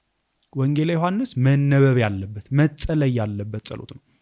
የዮሐንስ ወንጌል የሚነበብ ብቻ አይደለም፣ የሚጸለይ ጸሎት ነው። ጌታችን የጸለየው ጸሎት በዛ አለ። ውስጡ ያሉት ቃላት ጸሎት ናቸው። በጣም ኃያል ጸሎት ነው። ወንጌለ ዮሐንስ ቤተክርስቲያናችን የከበረ ነው አይደለ? ታቦት በማይኖር ጊዜ ፍትሐ ነገሥታችን እንደሚለው ታቦት ባይኖር እንኳን በወንጌለ ዮሐንስ መስዋዕቱን አስቀምጠው ይቀድሱ ነው የሚለው እና የከበረ ነው። ወንጌላት ቤተ መቅደስ ቢሆኑ የዮሐንስ ወንጌል ቅድስተ ቅዱሳን ነው ብለው ያስተምራሉ አባቶቻችን። ቅድስተ ቅዱሳን ነው፣ ከወንጌላቱ ሁሉ የከበረ ነው፣ በጣም የረቀቀ ነው፣ ብዙ ምስጢር ያለበት፣ ብዙ ልብን የሚያበራ ጸሎት ያለበት ነው። ስለዚህ እንድንጸልየው ቤተክርስቲያናችን እርሱን ተመክረናለች። እንደውም ለዚህ ትውልድ በጣም የሚመከረው የዝሙት ጾር ያለበት ሰው፣ አሁን በዝሙት ፈተና የሚፈተን አንድ ወጣት፣ አንድ ሰው ቅናት የሚያስቸግረው ሰው ካለ መዝሙረ ዳዊት መጸለይ ያለበት። ደግሞ የዝሙት ጾር የዝሙት ፈተና የሚያስቸግረው ከሆነ ሁሉም አይነት ፈተና እንደውም ሊሚት ራሱ ማድረግ የለብንም። እኒህ ያሉ ፈተናዎችን መዝሙረ ዳዊት እና የዮሐንስ ወንጌል አጥበው ከሰውነታችን ያስወግዱልናል። ፍቅረ ክርስቶስን በውስጣችን ያቀጣጥላሉ። እንዲህ ያሉ ጸሎቶች በቃ ጌታችንን እንድንወደው ያደርጉናል። እመብርሃንን ራሱ እንድንወዳት እነኋት እናትህ ያለው በዛ አይደለም። ፍቅረ እግዚአብሔር እንድናስታውስ የጌታን መከራ እንድናስታውስ የሚያደርጉ ጸሎታት ናቸው እና እነዚህን ቤተክርስቲያን እንድንጸልይ ግድ ትለናለች፣ ለነፍሳችን እንድንጸልይ። እነዚህን ከጸለይን በኋላ ግን መጨመር እንችላለን። እነዚህ ላይ ስንበረታ መጨመር እንችላለን። ግድ የሆኑት እነዚህ ናቸው እንጂ አሁን በአብዛኛው የምንቸገረው ብዙ ጸሎታት እንጸልያለን። አሁን እንደውም በእኔ እድሜ ያሉ ወጣቶችም በአንተ እድሜም በእኛ እድሜ ያሉ ወጣቶች ምንድን ነው የሚያደርጉት? ትልልቅ በጣም የጸሎት መጽሐፍ እያዝና በጣም በቃ ረዣዥም ጸሎት ቁጥርም አላቸው አይደል? በጣም ብዙ በጣም ሰፊ የሆነ መጽሐፍ እያዝና እሱን ይዘን እንሄዳለን። እና ከነዚህ ከቤዚክሱ መጀመር አለብን። መሰረት የሌለው ነገር አይቆምም። እና አንዳንድ ጊዜ ይሄ ጊዜያዊ ብርታት ይሆንብናል። በቃ ይጠፋል፣ ከሆነ ጊዜ በኋላ ይጠፋል። እነዚህን የያዘ ሰው ግን አይወድቅም። ቃላቱ በልቡናው ጽላት ተጽፈው ይቀራሉ። እና እነዚህን ጸሎታት ገንዘብ ማድረግ አለብን። ከዛ በእነዚህ ላይ ስንበረታ ነው ሌላ ጸሎት መጨመር ያለብን እንጂ ቤተክርስቲያናችን የምታዘን ይሄ በካነን ወይም በቤተክርስቲያን ሕግ የተፈቀዱት ግድም የሆኑ ጸሎታት እነዚህ ናቸው። በሰባቱ አሁን ቤተክርስቲያናችን 7 የጸሎት ሰዓታት አሉ በቀን። በእነዚህ 7 የጸሎት ሰዓታት እነዚህን ጸልዩ ብላ ታዘናለች፣ ትመክረናለች። እና ምን መጸለይ አለብን ለሚለው እነዚህን መጸለይ አለብን። ስንበረታ ደግሞ እንደ ትሩፋት ሌሎች የምንወዳቸውን ቅዱሳን አሁን ልንጸልይ እንችላለን። የኔ የምወደው ቅዱስ አሁን የቅዱስ ጎርጎርዮስ ከሆነ ዘኑሲስ ከሆነ ስለሱ አንድ ጸሎት ካለ መልኩ ካለ ልጸልይ ይችላል። የቅዱስ ዮሐንስ አፈወርቅ መልክ ካለ ገድል ይሄን ልጸልይ ይችላል። ከፍቅር የሚመጣል ግን እንደ ክርስቲያን እነዚህ ግዴታዎች ስላሉብን እነዚህን መጸለይ እጅግ በጣም ለነፍሳችን እጅግ በጣም አስፈላጊ ነው። ዲያቆን እስጢፋኖስ በጣም ያው ጥልቅ ወደሆኑ ነገሮች እየገባን ነው ያለ ነው። እየተሰጡም ያሉ ምላሾች በእርግጠኝነት ሰዎች የሚማሩበት ነው። እዚህ ቁጭ ብዙ ነገር እያገኘሁበትን ያለውትና ምናልባት አሁን ድርሳናቱን ገልጸዋል። የጸሎት ድርሳናት መዝሙረ ዳዊትንም ውዳሴ ማርያም ሌሎች ድርሳናትም ሰዎች ይጸልያሉ። በጣም መሰረታዊ የሚባሉትን ተለይተው አስቀምጣቸዋል። አንዳንድ ጊዜ ደግሞ በሰዎች ዘንድ ጥያቄ የሚቀርቡ ነገሮች አሉ። ይሄ ብዙዎች ጥያቄ ነው። በነገራችን ላይ እንዴት ነው ግድ በተደረሱ ጸሎትን ነው መጠቀም ያለብኝ ወይስ ደግሞ እኔ በውስጤ የማመላልሳቸው ማስባቸው ከኔ በሚወጡ ቃላት ነው ጸሎት ማቅረብ ያለብኝ የሚል ትንሽ በሐሳብ የመወዛገብ ነገሮች አሉ። የአካባቢ ላይ ምንድነው ያንተ ሐሳብ? ያው የቤተክርስቲያኒቱን ማሳብ ነው በዛው የምትነግረን። ቤተክርስቲያናችን የምታስተምረን መጀመር ያለብን ጸሎት ስናደርግ እሷ ባዘዘችን በእነዚህ ጸሎታት ነው። ጌታ ራሱ እንዲህ ብላችሁ ጸልዩ ብሎ ነግሮናል አይደለ? የሚሰማውን ጸሎት አስቀድሞ ነግሮናል። ስለዚህ ከሱ እንጀምራለን ማለት ነው። ከጌታ ጸሎት እንጀምራለን፣ ከአቡነ ዘበሰማያት እንጀምራለን። ከዛ መዝሙረ ዳዊት እንጸልያለን። መዝሙረ ዳዊት መጸለይ ያለብን ለምንድን ነው? እንዴት እግዚአብሔር መጠየቅ እንዳለብን ያስተምረናል። ቅድም የጸሎት ትምህርት ቤት ነው ብለናል። እንዴት ያለ ነው በጣም ጥሩ የሚባለው ጸሎት ካልን እግዚአብሔርን በመለመንና እግዚአብሔርን በማመስገን መካከል ያለ ባላንስ ሲኖር ነው። አሁን የአብዛኞቻችን ጸሎት እውነት እግዚአብሔር ማመስገን ላይ ነው ያለው ወይስ እግዚአብሔር መለመን ላይ ነው ካልን እናገኘው መልስ መለመን ነው አይደለም የሚሆነው። እንዲያደርግልኝ ነው የሚሆነው። ምስጋና ይጎለዋል። መዝሙረ ዳዊትን ብናየው ይጠይቀዋል እኮ አምላኬ ስለምን ተውከኝ ትተኸኛል በቃ እያለ በጣም ያማርራል። ዳዊት በቃ ይጠይቀዋል። ደግሞ ነፍሴ ሆይ እግዚአብሔርን ባርኪ አጥንቶቼም ሁሉ እግዚአብሔርን አመስግኑ እያለ ደግሞ እግዚአብሔርን ያመሰግናል። እና ያሳየናል ፐርፌክት የሆነውን ባላንስ። ቤተክርስቲያናችን እንደዛ አይደለች፣ ተዋህዶ ነች፣ ሁለቱንም ያዋሃደች፣ ሁሉንም ነገር ያዋሃደች ያመጣጠነች ነች ቤተክርስቲያናችን ስንዱ መቤት ስለሆነች። እና የዳዊትን መዝሙር መጸለይ ያለብን እነዚህን ጸሎታት መጸለይ ያለብን ጸሎት እንድንማር። አሁን አንድ ሰው ፊደል ሳይማር አረፍተ ነገር ወደ መስራት አይገባም አይደል? ስለዚህ የጸሎት ፊደሎች ናቸው እነዚህ። በእነዚህ ቅድም እንዳልነው ፍኖተ ካርታ ነው። አሁን አቡነ ዘበሰማያት ቢሆን ፍኖተ ካርታ ነው። ይህንን ከያዝም በኋላ ከልባችን የሚወጣውን ጸሎት እንዴት አድርገን ቅርጽ ማስያዝ እንዳለብን እናውቃለን። ምን መጠየቅ እንዳለብን እናውቃለን። አሁን የዮሐንስ ወንጌል የሚጸልይ ሰው ምን መጠየቅ እንዳለበት ያውቃል። ምክንያቱም ጌታ በወንጌል ምን መጠየቅ እንዳለብን በግልጽ አድርጎ ስለነገረን። ዳዊትን የጸለየ ሰው እንዴት መጸለይ እንዳለበት ያውቃል። እንዴት መለመን፣ እግዚአብሔር እንዴት ማመስገን እንዳለበት ያውቃል። እና መታስተምረን እሱ ነው። አዎ ከአንደበታችን እንጸልይ፣ አዎ ከልባችን እንጸልይ። ቤተክርስቲያን የምትፈልገው እሱ ነው፣ ከልባችን ጥልቀት እግዚአብሔር እንድናወራው። አስቀድመን ግን እነዚህን ጸሎታት መያዝ አለብን። ለምን እነዚህ የሚቀሩ አይደሉ። ምክንያቱም ይሄ ጊዜያዊ ዚል የሚሉት አሁን ሊቃውንቱ ወይም ደግሞ ይሄ በጣም መነቃቃት ጊዜያዊ ይሆናል። አንድ ጊዜ ዲያብሎስ በጣም ያነቃቃንና ከልባችን እኮ በጣም በቃ አንድ ጊዜ በጣም የሚገርሙ ጸሎታት ስንናገር እንሰማለን። በቃ ስንጸልይ ደስ ይለናል በነዛ ጸሎቶች። ከዛ ግን ይደርቃሉ፣ ያቆማሉ። ያን ጊዜ ጸሎታችን ማብሮ ሊያቆም ነው ማለት ነው።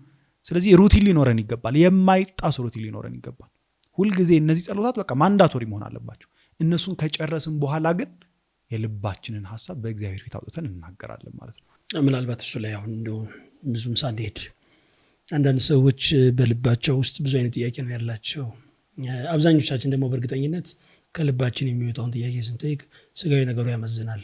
እንደውም አንዳንድ ጊዜ የአንዳንድ ሰዎች ጸሎት ትንሽ ከበድልና እንዲህ አይነት መኪና ቢኖረኝ፣ እንዲህ አይነት ቪላ ቤት ቢኖረኝ ብሎ የማሰብ ጸሎት ይኖር ይችላል። ይሄ ነገር ምናልባት ጸሎትን ካለመረዳት የሚመነጭ ነገር ነው።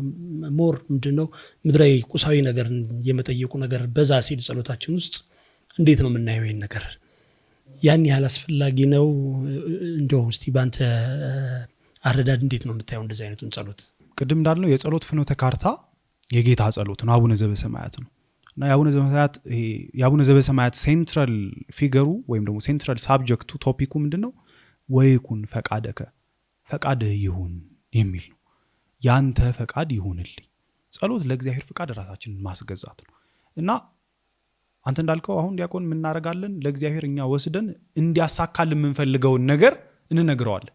እንዲያደርግልኝ እና መኪናዋ ቀይ ትሁን እንሰጠዋለን። አሁን እና እንደዚህ አይነት እንዲህ ቢሆን ይሻላል ለእግዚአብሔር እንነግረዋለን።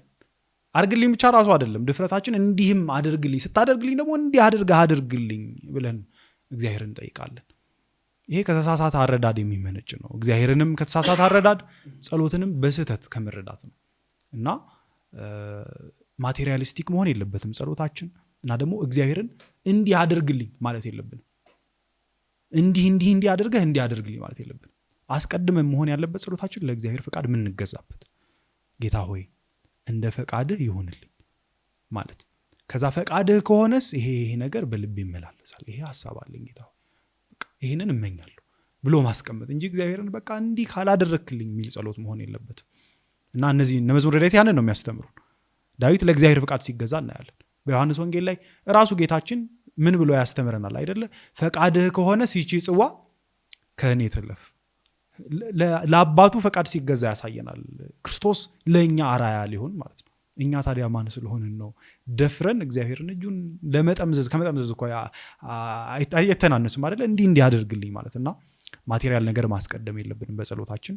መንፈሳዊ፣ አንተም እንዳልከው መምህር፣ መንፈሳዊ ነገር ነው ሊቀድም የሚገባው። ሁልጊዜ በጸሎታችን አስቀድመን መንግስቱን፣ ጽድቁን ልንፈልግ ይገባል።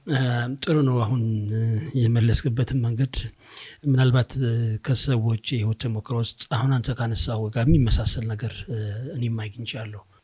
አንድ ሁለት ጓደኛሞች ሆነው አንደኛው አጥብቆ የሚፈልገው ነገር አለ፣ ብዙ ጊዜ በጸሎት የሚጠይቀው ነገር አለ፣ እንዲሆንለት ወይም ደግሞ ቢሆን ብሎ የሚያስበው ነገር፣ አንዳንድ ጊዜም ደግሞ ግድ ይሁንልኝ እስከ ማለት የሚደርስ ጸሎት ከእግዚአብሔር ፊት ቆሞ ያቀርባል። እና ይሄን ተደጋጋሚ ጸሎት ያወቀውና የተረዳው ጓደኛ ተወደው ነገር ነው፣ የምትፈልገው ነገር ነው፣ ቢሆንልህ ደስ ይለኛል፣ ግን የግድ ካልሆነ ከምትል ሁልጊዜ በጸሎት የምትጠይቀው አንድ ቃል አለ፣ ወይኩን ፈቃድከ የሚለው እንዳንተ ፈቃድ ይሁን የሚለው ነገር እግዚአብሔር ያልፈቀደልህ ይሄን ነገር ይሄን እንዳይሆን ያደረገው የእርሱ ፈቃድ የተሻለ ስለሆነ ያንተ ፈቃድ ነገሩ ቢሆን ነው ቢሳካ ቢሆንልህ ጥሩ ነው በአንተ በኩል፣ በእግዚአብሔር እይታ ግን ባይሆን ይመረጣል ብሎ ያስቀመጠው ስለሆነ ብትቀበለው የተባባሉ ጓደኛሞች ታሪክ ትዝ ይለኛልና ጥሩ የሆነ ነገር አንስተህልናል ዲያቆን እስጢፋኖስ። ወደ ቀጣዩ ሐሳብ ስንገባ በኦርቶዶክሳዊት ተዋሕዶ ቤተክርስቲያናችን ውስጥ ጸሎትን የምናቀርብበት ሕግና ስርዓቶች አሉ። እንግዲህ በፍትሐ ነገሥቱ የሚተቀመጡ ነገሮች አሉ። ስንጸልይ አንዳንድ ጊዜ ከነባራዊ ሁኔታ በመነሳት የጸሎት ምቹነት አለ። እንዴት አድርጌ ልጸልይ የሚለው አንዳንድ ሰው ስራ ላይ ሊሆን ይችላል፣ አንዳንድ ሰው ደግሞ ትምህርት ላይ ሊሆን ይችላል፣ ሊያስፈልገው ይችላል። ጸሎቱ ምቹ ያልሆኑ ቦታዎች አሉ። እንደውም አንዳንድ ሰዎች 7 ጊዜ ጸሎቱን ሰዓት ሲሞሉና አላርም ሞልተው ማለት ነው የጸሎቶቹን ምክንያት ያስቀምጡና ጸሎት በተመቻቸው ሁኔታ መኪና ውስጥ ሆኖ ሊሆን ይችላል፣ ቆመውም ሊሆን ይችላል፣ በቃ በሆነ አጋጣሚ ውስጥ ሊያነሱበት የሚችሉበት ሁኔታ አለ። ቤተክርስቲያን ደግሞ ያስቀመጠችው ስርዓት አለ። ለምሳሌ ጸሎት በምንጸልይበት ጊዜ ቆመን መጸለይ የሚገቡን ቦታዎች አሉ። ሰግደን ደግሞ ተንበርክከን መጸለይ የሚገቡን ቦታዎች አሉና ከዚህ ሐሳብ አንጻር ቅድም ካነሳውልህ አንጻር እነዚህ ጉዳዮች እንዴት ይታያሉ? ከዛ ውጪ ደግሞ የሰውነታችን ተሳትፎ በጸሎት ውስጥ ያለውን አስፈላጊነት አብረህ አንድ ላይ ብትገልጽልን። ቤተክርስቲያናችን በጸሎት አንተም እንዳልከው ዲያቆን ሰውነታችን እንዲሳተፍ ታደርገናለች። ሰውነታችን መሳተፉ መልካም ነው፣ ግድ ነው ብላ ትነግረናለች። ምክንያቱም ጥቅሙ ለኛ ስለሆነ ነው። አፍተር ኦል ጥቅሙ ለኛ ነው። የመጀመሪያው መቆም ነው። ፍትሐ ነገሥታችን ቁመት ግድ ነው ብሎ ይናገራል። በእግዚአብሔር ፊት መቆም መታጠቅ ብሎ ነው እንደውም የሚናገረው። ይህ የሚሆነው አንድ በሰማያዊው ዙፋን ፊት ስለምንቆም ነው። እኛ የምናከብረው ሰው ወደ አጠገባችን ሲመጣ እንቆማለን እኮ አይደል? እንኳን በእግዚአብሔር አምላካችን ፊት አይደለም በምናከብረው ሰው ፊት እንቆማለን። ስለዚህ የምናከብረው እግዚአብሔር አለ፣ በፊታችን አለ፣ እየሰማን ነው። ለዛ ልንቆም ይገባል ብላ ታስተምረናለች ቤተክርስቲያናችን። መቆማችን አንድ ለዚህ ነው። ሁለት ደግሞ ጸሎት ውጊያ ነው። ከዲያብሎስ ጋር እንዋጋለን፣ ከድክመታችን ጋር እንዋጋለን፣ ከሚበተን ሐሳብ ጋር እንዋጋለን እና ውጊያ ነው ጸሎት። እና የሚዋጋ ሰው ደግሞ ተቀምጦ አይዋጋም አይደለ? ቆሞ ነው ታጥቆ ነው የሚዋጋው። ለዛ ቁሙ ብላ ትነግረናለች ቤተክርስቲያናችን። ሌላ ቅድም እንዳልነው ጸሎት የሚሆነው በትህትና ሲቀርብ ነው። ስለዚህ ትሁት የሚያደርገን ደግሞ አትህት ወረስ ትላለች አይደል ቤተክርስቲያናችን። ራሳችንን ዝቅ ማድረግ፣ ፊዚካሊ ራስን ዝቅ ማድረግ ማንነታችን እንድናውቅ ያደርገናል። ወደ አፈሩ በቀረብን ቁጥር እንተዋወቃለን ማለት ነው። ማስታወስ ይመጣል፣ መዘከር ይመጣል። እኔም እኮ እንዲህ ነኝ፣ ዝቅታችን ይመጣል። ያኔ ሰውነታችንን እናስታውሳለን እና እንድንሰግድ፣ በትህትና እንድንሰግድ በመንበርከክ እና እግዚአብሔር የሚችል አምላክ ሆኖ ሳለ ግዴታ ያለበት ሆኖ አይደለም እኮ እኛ የሚሰማን አይደለ? ስለወደደን ነው የሚሰማን እና በትህትና መንበርከክ ለኛ ነው የሚጠቅመን ነው። ጸሎታችን ምን እንዲሆን ያደርገናል? አንድ የጠነከረ የሚዋጋ ሰው ቆሞ የሚዋጋና ተቀምጦ የሚዋጋ እኩል እንዳልሆነ ሁሉ ስንቆም እንበረታለን ማለት ነው። በጸሎት አንደክምም፣ በእንቅልፍ አንወሰድም። አሁን ለምሳሌ አሁን ጋደም ብለን እንሞክራለን እኮ አይደለ? ግን እናውቀዋለን ከጥቂት ቆይታ በኋላ እንቅልፍ ይዞን ይሄዳል እና እንዳንሸነፍ፣ ለስጋዊ ድክመታችን እንዳንሸነፍ ያደርገናል። ዲያብሎስ ያንን ስጋዊ ድክመታችን ተጠቅሞ እንዳያሸንፈን ያደርጋል። መቆማችን ለዛ ነው። መንበርከካችን፣ መስገዳችን ደግሞ በትህትና እንዲሆን ነው። በፊቱ ምን ቆመው እግዚአብሔር ኃያል አምላክ እንደሆነ፣ ሁሉን ቻይ አምላክ እንደሆነ አውቀን በፊትህ እወድቃለሁ፣ እንበረከካለሁ፣ እሰግዳለሁ ብለን መስገዳችን ትህትናን ያላብሰናል። እና ከብዙ ደግሞ ስጋዊ ፈተናዎች ይጠብቀናል መቆማችን፣ ከአልጋ መለቃቃችን እና ይሄ ግድ ነው ቤተክርስቲያናችን። አሁን በፍትሐ ነገሥት ላይ ብዙ የሚጠቅሳቸው አሉ። ቁም ይላል፣ ታጠቅ ይላል፣ ወደ ምስራቅ ቁም ይላል፣ ታጠብ ይላል። እነዚህ ለእኛ ናቸው። እነዚህ ስርዓቶች ሪቹዋል አይደሉም፣ ወይም ደግሞ ይሄ ሪቹዋሊስቲክ ስለሆኑ በቃ ስርዓት ስለሆኑ አይደለም። ስርዓቶቹ ጥቅማቸው ለእኛ ነው እና ግዴታ መሆናቸው ለእኛ ነው፣ ለነብሳችን አስፈላጊ ስለሆኑ። ሳንቆም ዲያብሎስ ይጫወትብናል፣ መጫወቻ ነው የምንሆነው። እንተኛለን፣ እንቅልፍ ይወስደናል፣ ጸሎቱን አናደርገው። ለዛ ብላ ቁሙ ትለናለች። ወደ ምስራቅ ዙሩ የሚለው እንደውም የቤተክርስቲያናችን ሊቃውንት ሲፈቱ ምን ይላሉ? ከኃጢአት ፊታችሁን አዙራችሁ ማለት ነው። ምስራቅ ወደ ተባለ ክርስቶስ ሐሳባችሁን ሰብስባችሁ ጌታ የሚናገረው አለ። ጌታችን በወንጌል ላይ በማቴዎስ ወንጌል ምን ይላል? በራችሁን ዘግታችሁ ይላል። በር የሚባሉት ጆሮአችን፣ አይናችን፣ እነዚህ የህይወት በር የሚባሉ አሉ አይደል? እነዚህ አናቅጸ ህይወት የሚባሉ እነሱ ዘግታችሁ ትኩረታችሁን ክርስቶስና ክርስቶስ ላይ ብቻ አድርጋችሁ ማለት ነው። እና እንዲህ ባለው ሁኔታ መጸለይ የሚጠቅመው እኛን ነው። ስብስብ ያለ በጣም በቃ ተመስጦ ያለበት ጸሎት እንድናደርግ ስለሚያግዘን ማለት ነውና እንዲህ ባለው ሁኔታ መጸለያችን፣ ሰውነታችንን ማሳተፋችን እኛን ይረዳናል። ከትዕቢት ስሜት፣ ከድካም ስሜት፣ ከእንቅልፍ ስሜት ጸሎታችን ሊረብሹ ከሚችሉ ክፉ ሐሳቦች፣ ክፉ ነገሮች ስለሚጠብቀን ነው እንዲህ ያለውን ነገር መፈጸም ያለብን፣ እንዲህ ያሉ የአካል ተሳትፎ መኖር ያለበት እና እንዳለውም ደግሞ ጸሎት ንግግር ብቻ አይደለም ግንኙነትም ነው እና በግንኙነት ውስጥ ደግሞ ተግባር አለ፣ በተግባር መገለጥ አለበት ነው፣ በንግግር የምንገልጠው ብቻ አይደለም። ስለዚህ ተግባሩ የመጀመሪያው ተግባር የአካልን ማሳተፍ ነው፣ መስዋዕት አድርጎ ማቅረብ ነው፣ ለእግዚአብሔር መስዋዕት አድርጎ ማቅረብ ነው። ልባችንን ሀሳባችንን ብቻ አይደለም አካላችንን ማስገዛት ነው። ያን ጊዜ ነው በረከት የምናገኘውና እጅግ በጣም አስፈላጊ ናቸው አካላትን ሰውነትን ማሳተፍ በጸሎት። ብዙ ምዕመናን በተለይም ወጣቶች ጸሎት በምናቀርብበት ጊዜ የሀሳብ መበተን ያጋጥመናል። የሀሳብ መበተን ሲያጋጥመን ምን ምናደርግ ይሻላል? ትኩረታችንስ እንዴት መሰብሰብ እንችላለን ብለው ይጠይቃሉ። ማወቅ ያለብን ይህ ፈተና ሁሉም ሰው ላይ የሚደርስ ፈተና ነው። ሐዋርያው ቅዱስ ጳውሎስ የሚለው ቃል አለ አይደል? ለሰው ሁሉ ከሚሆን የተለየ ፈተና ደረሰባችሁ ብሎ ይናገራልና የተለየ የደረሰብን ፈተና አይደለም። እንደውም በቤተክርስቲያናችን 4ኛው የቅድስና ማዕረግ ላይ ካልደረሰ አንድ ሰው በሐሳብ መበተን ይፈተናል እና ቅዱሳን ሁሉ የሚደርስባቸው የሚያጋጥማቸው ፈተና ነው እና መደንገጥ የለብንም፣ መሸበር የለብንም። የመጀመሪያው ነገር እርሱ ነው። እኛ ላይ ብቻ እየደረሰ ያለ ወይ በጸሎት ህይወታችን የመውደቅ በጸሎት ህይወታችን በቃ ተስፋ መቁረጥ፣ አንዳንድ ሰው እንደዛ ያጋጥመዋል። በቃ ሐሳቡ ሲበተን እርግፍ አድርጎ ጸሎቱን መተው የሚፈልግ ሰው አለ። በቃ በየጸሎት ህይወቴ ገደል እየገባ ነው ብሎ የሚደነግጥ ሰው አለ። ስለዚህ መጀመሪያው መሸበር የለብንም፣ መደንገጥ የለብንም። ሁለተኛው እንዴት አድርገን ነው ይህንን ፈተና ማለፍ ምንለው? በጣም ቤተክርስቲያናችን ይገርማል። አንዳንድ ጊዜ በጣም ኮምፕሊኬትድ ለሆኑ ነገሮች መልሷ ቀላል ነው፣ ግን በጣም ድንቅ የሆነ መልስ። ለኛ የሚከብድ ይመስለናል፣ ግን በጣም ቀላል መልስ ትሰጠናለች። መፍትሄው ምንድነው? ከሚበተነው ሐሳባችን ጋር አለመበተን ነው። ብዙ ጊዜ ምን እናደርጋለን? ኃጢአት ይመስለንና እንደነግጣለን፣ እንሸበራለን። የሐሳብ መበተን ኃጢአት አይደለም። መጀመሪያ ማወቅ ያለብን ኃጢአት የሚሆነው ከተበተነው ሐሳባችን ጋር ስንበተን ነው፣ አብረን ስናሳድደው ማለት ነው የሄደውን ሐሳብ። ስለዚህ አለማሳደድ የሄደውን ሐሳብ። አንዳንድ ሰው ምን ያጋጥመዋል? ሐሳቤ ተበተነብኝ ብሎ ይደነግጥና ስለ ሐሳቡ መበተን ሌላ ሐሳብ ያስባል። ተበተነ ማለት ነው፣ ሁለት ዙር መበተን ያጋጥመዋል። እና ስለተበተነው ሐሳባችን እዛ ጋር አይደለም የምናወራው የምናስበው። ጸሎት ላይ ቆመን ሐሳቤ ተበተነ ብለን መጨነቅ ያለብን ለምንድን ነው ሐሳቤ የተበተነው፣ እንዴት ነው ሐሳቤ የተበተነው የሚሉትን ጥያቄዎች ጸሎት ላይ ማንሳት የለብንም። ሲበተን ቀስ ብለን ሳንደነግጥ ሳንፈራ የጥፋተኝነት ስሜት ሳይሰማን ስብስብ አድርገን ወደ ማን እናመጣዋለን? ወደ ክርስቶስ እናመጣዋለን። በቃ ራሳችን ዲያብሎስ የሚፈልገው ይህንን ነው፣ እንድንወቅስ ራሳችን። እንደ ጸሎት የሚጠላው ነገር የለም አይደል? ያቃጥለዋል። ለዛ ኃጢአተኛ እንደሆነን በቃ እንደበደል ነው እግዚአብሔርን እንዲሰማን አድርጎ ጸሎት እንድንተወው ነው የሚፈልገው። እኛ ግን የሚሮጡትን ሐሳቦች ትተን ወደ ክርስቶስ መመለስ ይዘን እንዴት ነው የምናደርገው? ይህንን አለመከተል፣ አለማሰብ። አሁን ሐሳባችን በሆነ ነገር ተበተነ አይደል? የሆነ ነገር ሐሳባችን በተነ። ያንን ሐሳብ ጀርባችንን መስጠት ሲኖርብን ብዙዎቻችን እናደርጋለን፣ ተከትለን እናኗርጧለን፣ እንኳላ እንከተለዋለን ያንን የተበተነው ሐሳብ። ያ ማለት እናንሰላስለዋለን። በጸሎት በኩል ጸሎት ላይ በቆምሳለን። መፍትሄው ምንድነው? ሐሳቡን እርግፍ አድርገን ትተን ክርስቶስን ማሰብ መሞከር። ቅዱስ ይስሐቅ ሶርያዊም ብሎ ይናገራል፣ 1000 ጊዜ ጸሎትህ ቢበተን ሐሳብ ቢበተን 1000 ጊዜ ሰብስበው ይላል።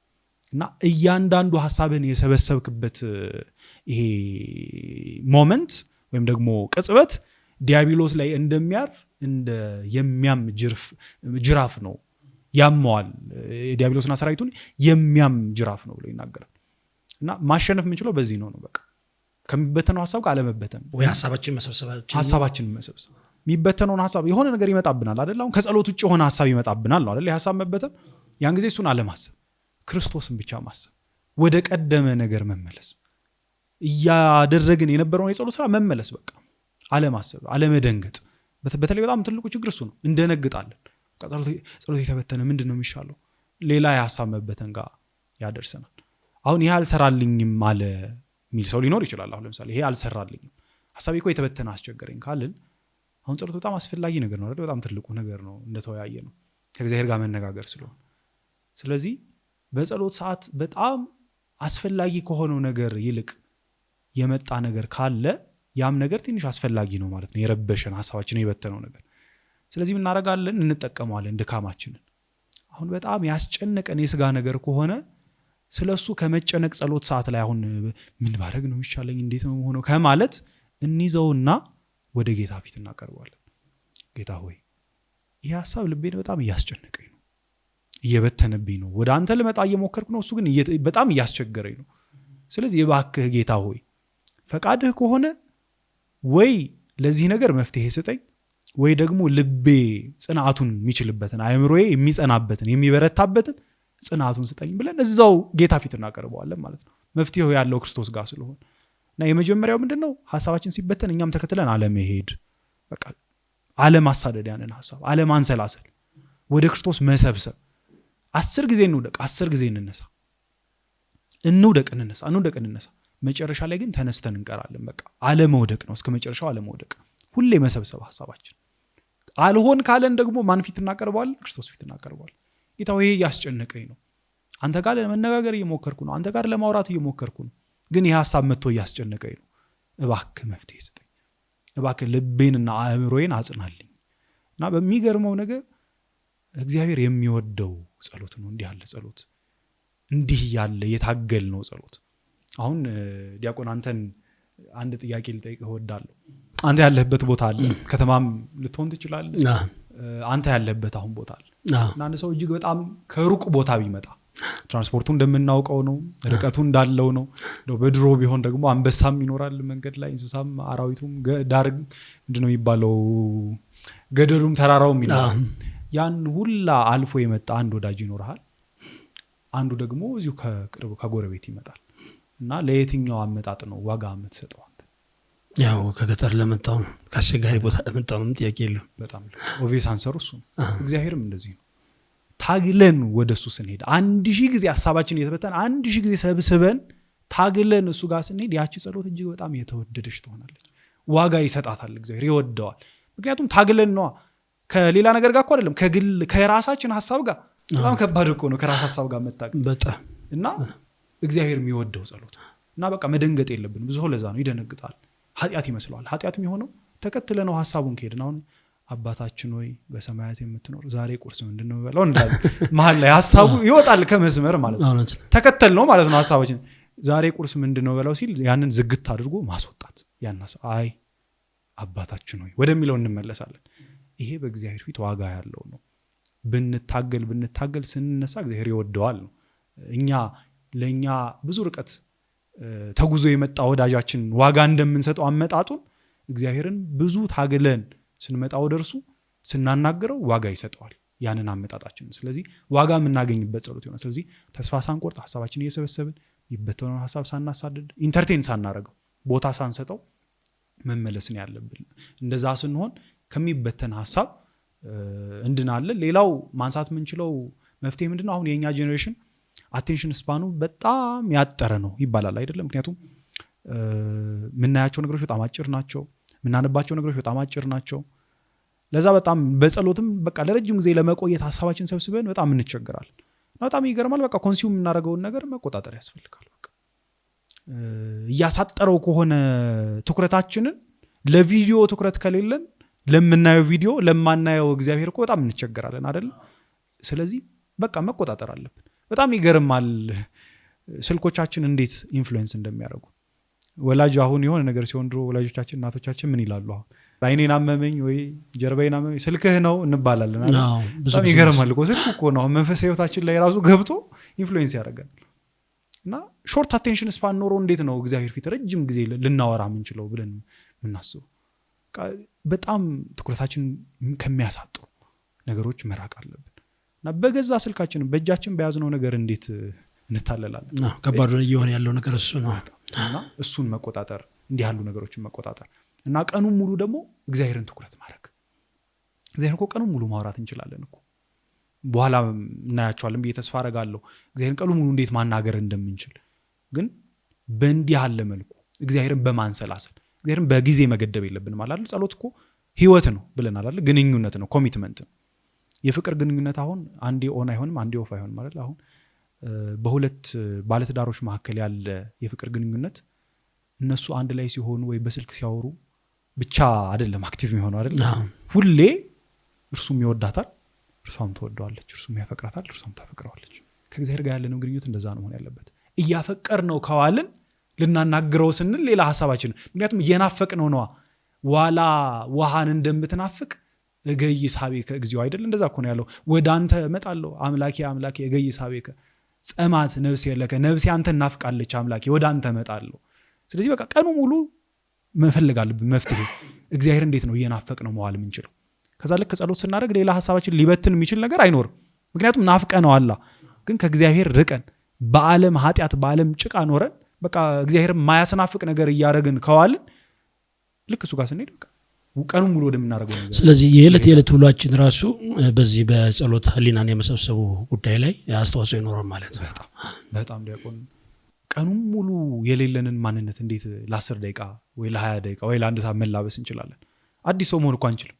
የያዝነውን ማንነት ነው መቀጠል የምንችለው። ስለዚህ በጥሩ ከመጣን ጥሩ አዋዋል ከመጣን እግዚአብሔርን የሚያስብ አዋዋል እግዚአብሔርን የሚናፍቅ አዋዋል ከዋልን ልክ ስናገኘው በናፍቆት እናገኘዋለን።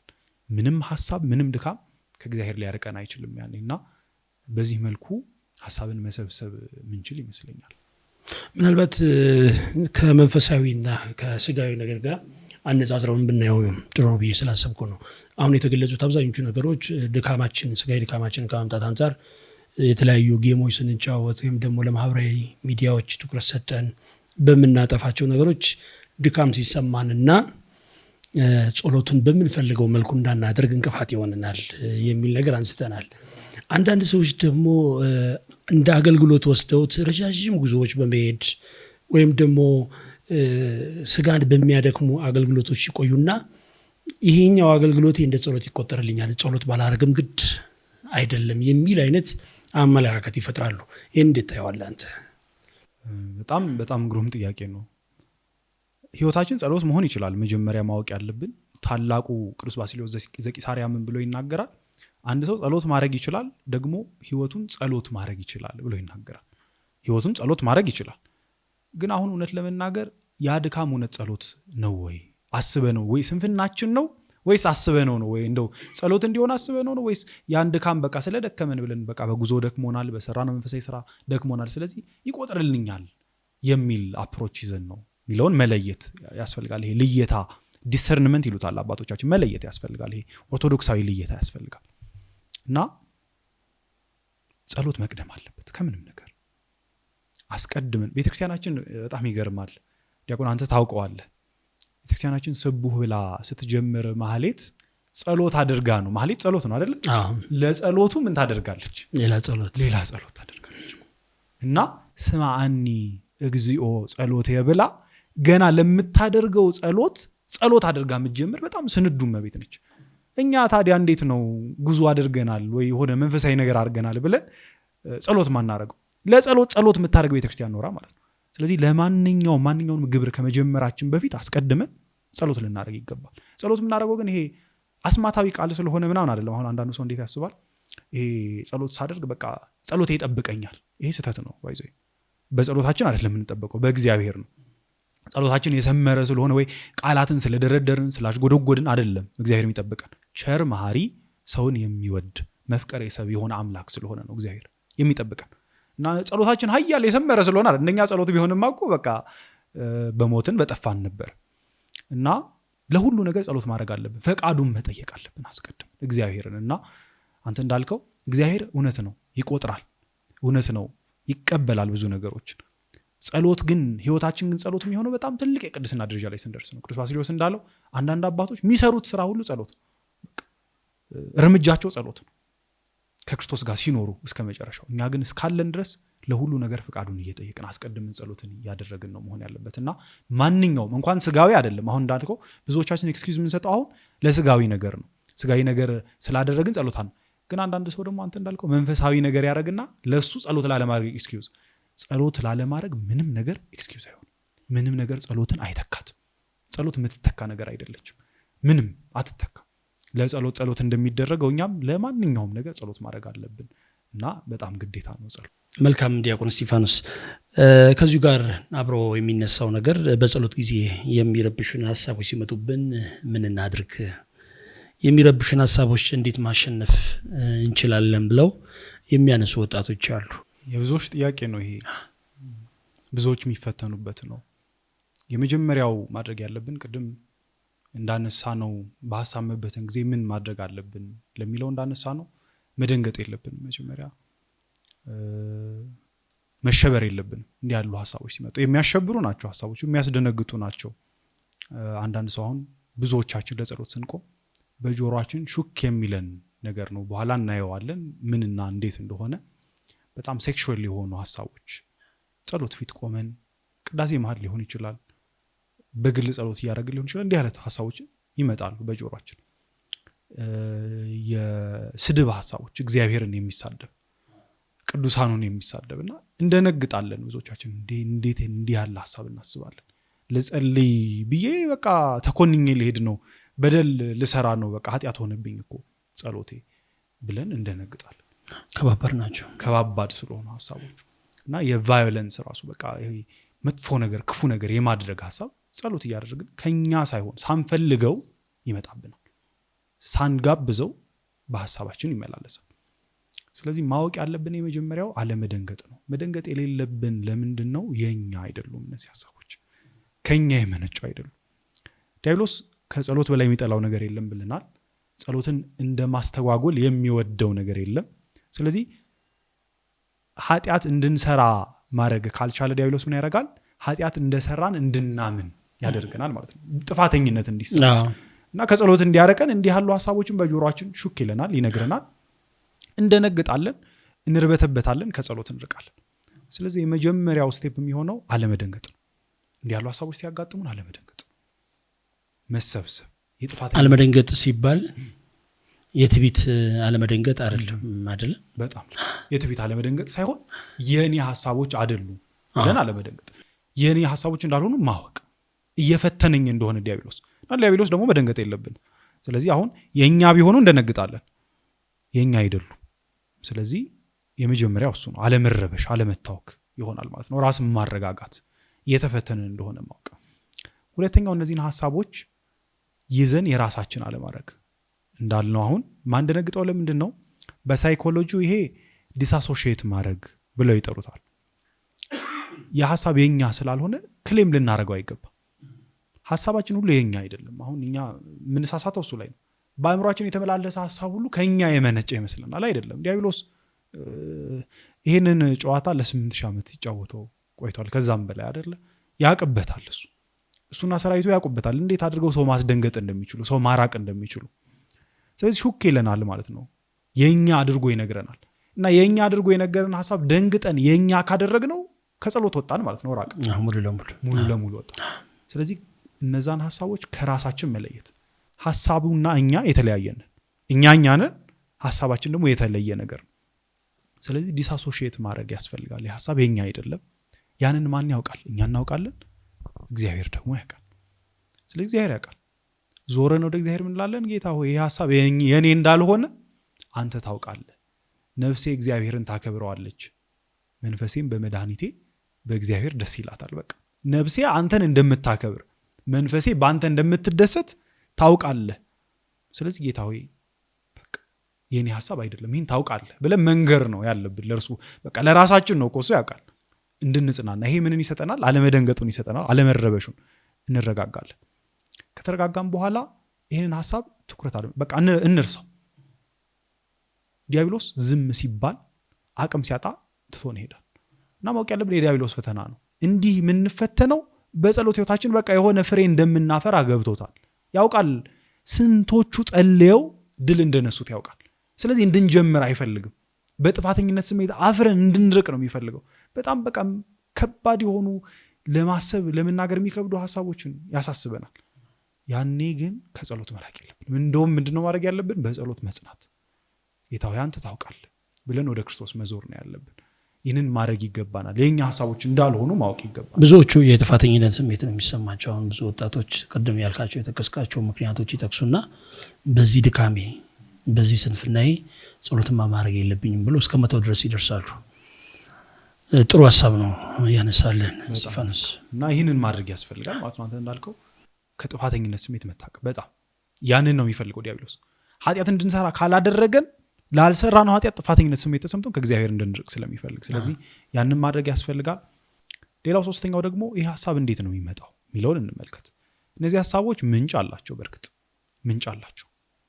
አሁን አንድ ሰው እጅግ በጣም ስሜትን የሚቀሰቅሱ ቪዲዮዎችን በስልኩ ላይ አሁን ለምሳሌ ድምጾችን እየሰማ ቢውል በጸሎት ላይ ታዲያ ምን ይጠብቃል? አሁን ጋርቤጅ ኢን ጋርቤጅ አውት ይላሉ አይደል?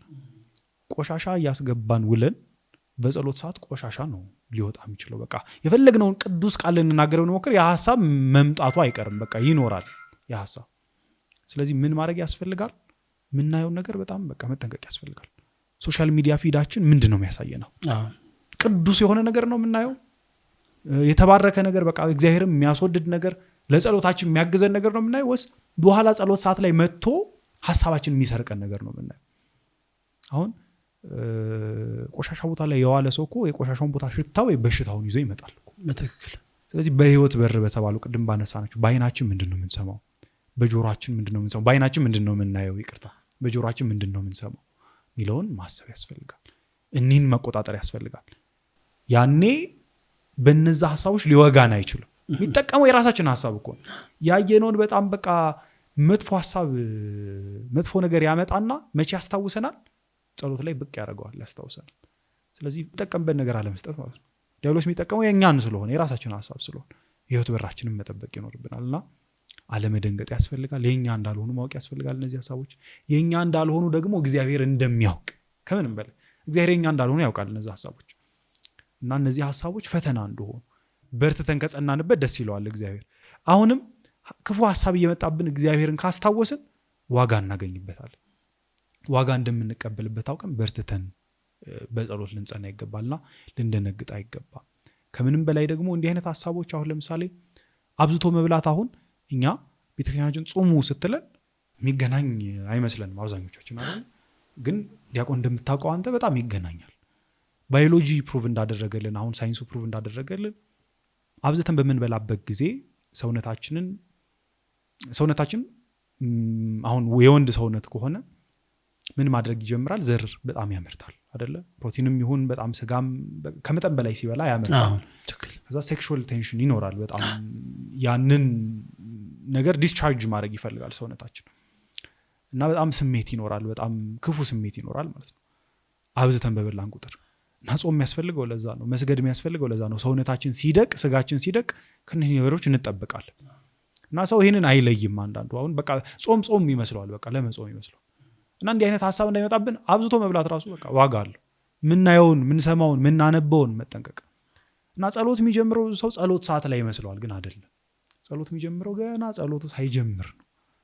የቀኑ ውሏችን ማለት ነው። ቅድም እንዳል ምናነበው መጽሐፍ በመጽሐፍ ቅዱስ መጽሐፍ ብናነብ አሁን አንድ ሰው መዝሙረ ዳዊት እየደገመ ቢውል አሁን አዋዋል ወሳኝነት አለው። አዋዋል የሚመጣለት ጸሎቱ ሰዓት ላይ ምንድነው? እግዚአብሔር እረኛዬ ነው የሚለው ይሆናል ማለት ነው። የሚያሳጣኝ አቤቱ ጌታ ሆይ አንተ እረኛዬ ነህ፣ የምታሳጣኝ ነገር የለም ብሎ ያመሰግነዋል። ክፉ ነገር እያነበበ ከዋለ፣ ስድብ እያነበበ ከዋለስ ያ ስድብ ነው ተከትሎ ጸሎት ላይ የሚመጣው። ምናልባት ጥሩ ሐሳብ እያነሳህ ነው በደንብ እንድትናገረው ለማድረግ አቡነ ሲኖዳ አንድ የጻፉት መጽሐፍ ላይ ያየሁት ነገር አለ። ጸሎትን በተመስጦ ለመጸለይ ጠቃሚ ነው ብሎ ከሚያስቧቸው ነገሮች መካከል ቤተክርስቲያን ላይ የተሳሉት ስዕላትን እንዲሁ ዝም ብለን በከንቱ እንዳንመለከታቸው። ለምሳሌ ብዙ ጊዜ የማናጣው ስዕል አለ። ስለ አድኖ ጌታ ኢየሱስ ክርስቶስ መስቀል ላይ ተሰቅሎ ያለው ስዕል ማለት ነው።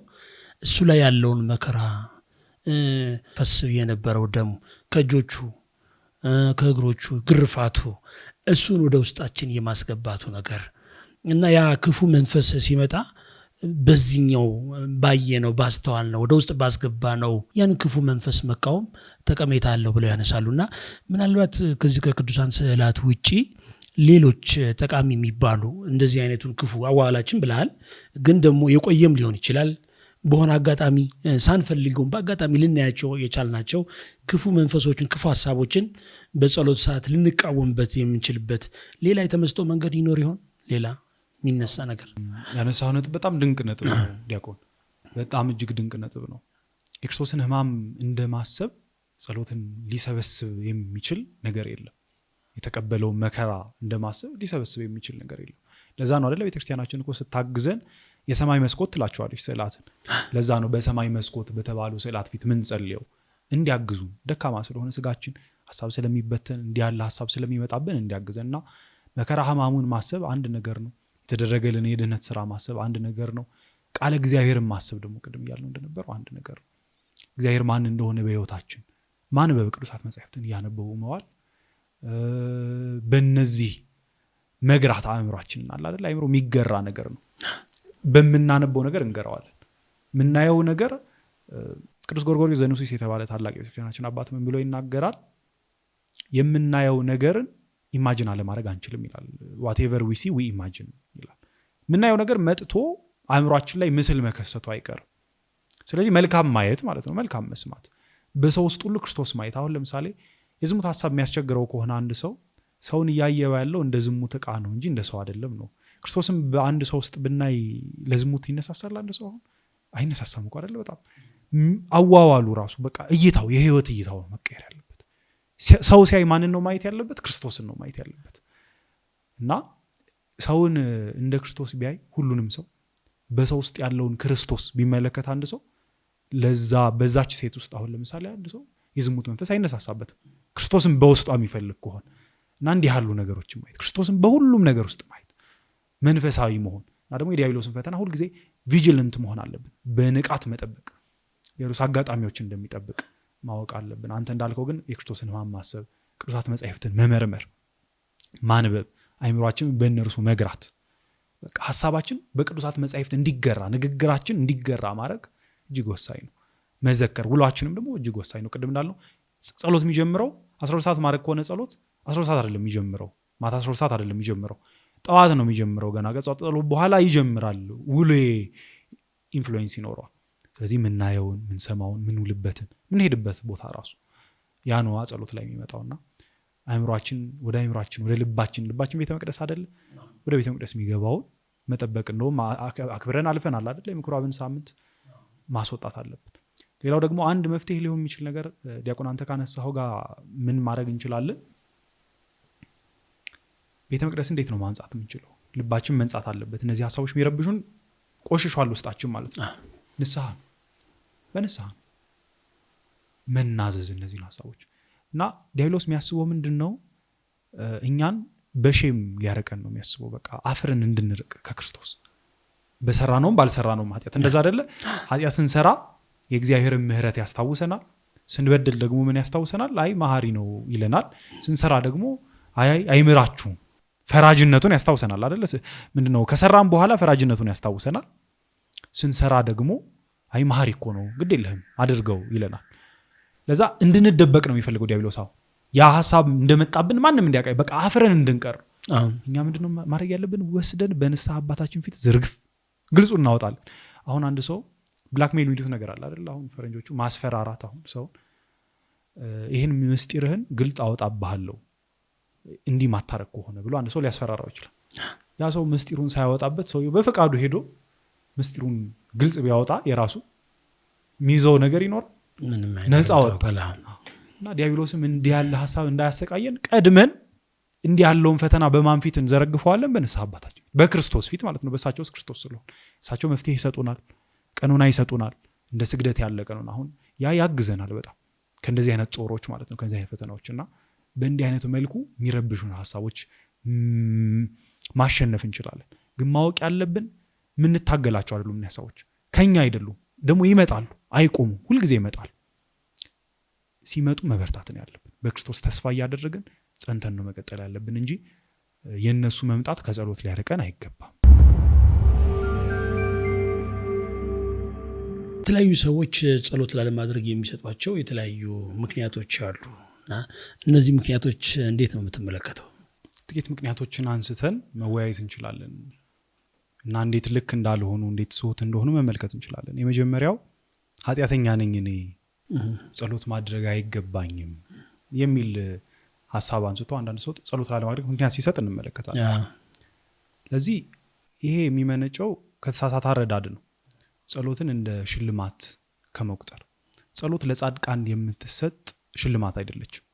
ለኃጥአን የተሰጠች መድኃኒት ነች፣ መድኃኒታችን ነች እና ከጻድቃን እኩል ኃጥአን ያስፈልጋቸዋል ጸሎት መዳን ስላለባቸው።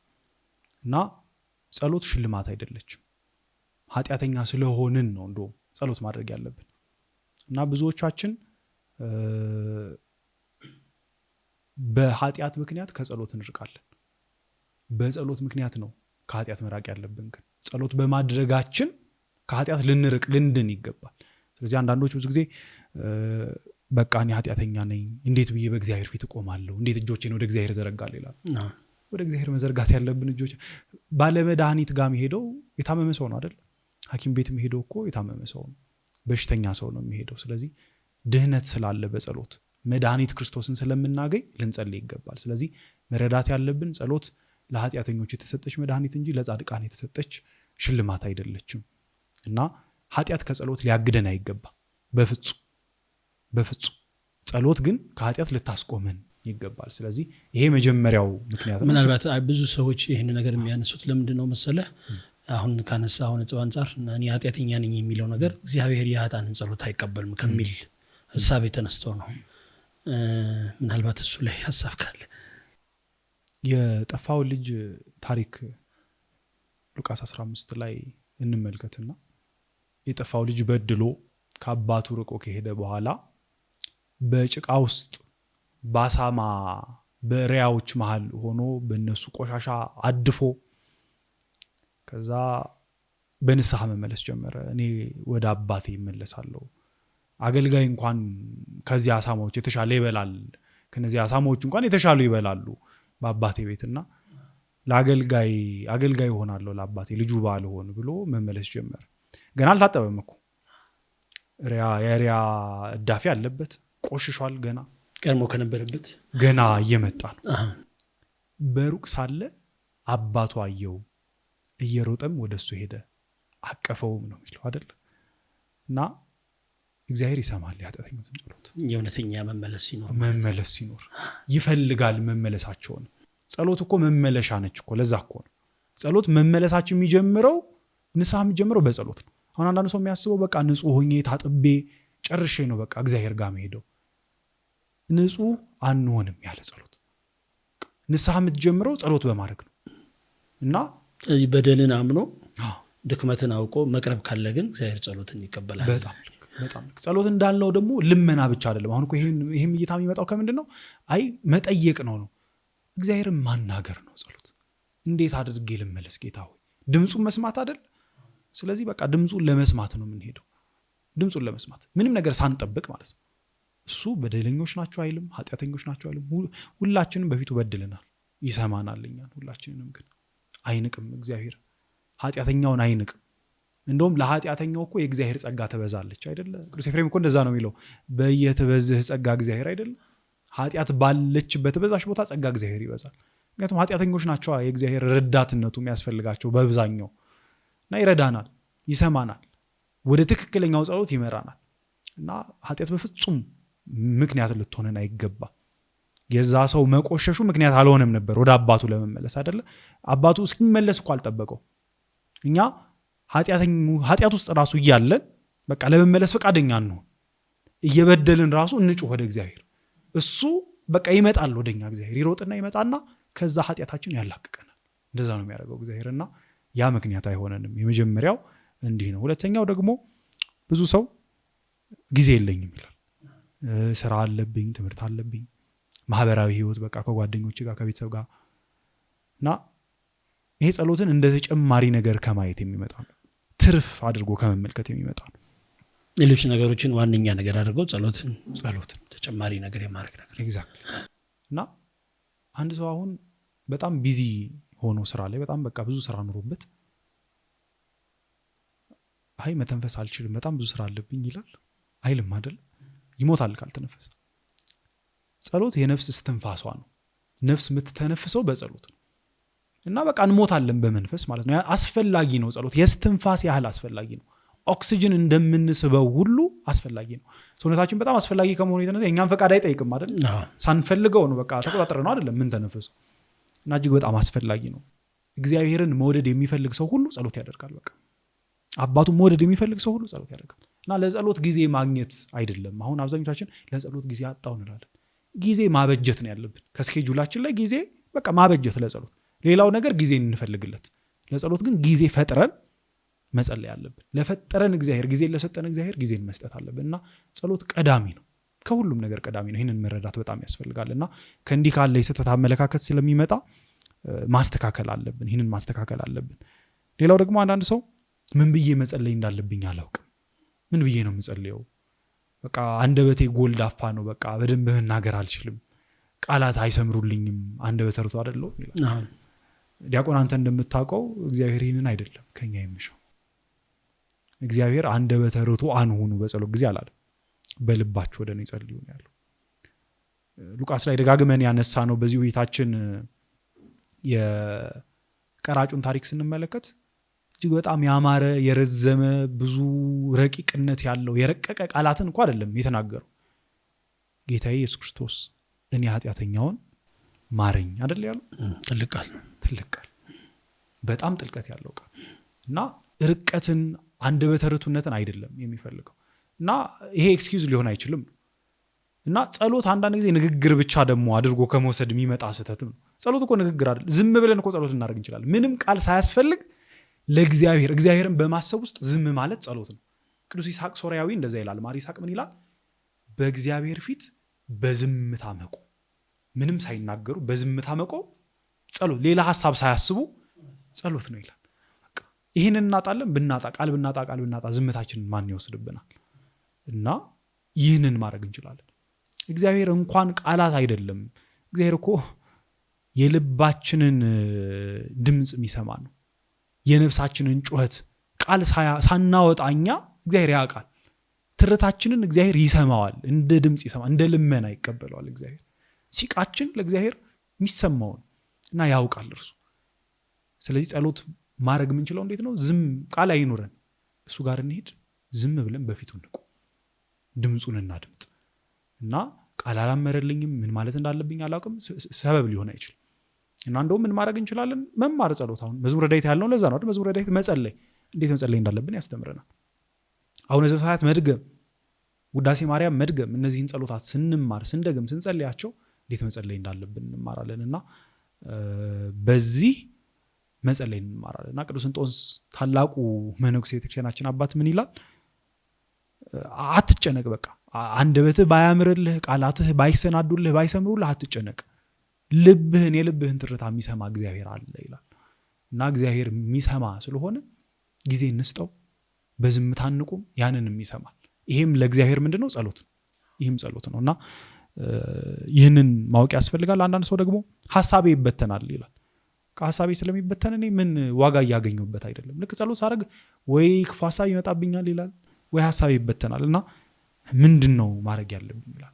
ቅድም አንስተን ነበር አይደለ? ማንሳቅ ያለው 10,000 ጊዜ የሚሆን 1,000 ጊዜ የሚሆን ሐሳብ ይበተን፣ 10,000 ጊዜ ሰብስበው 1,000 ጊዜ ሰብስበው ቁም፣ ትጋ።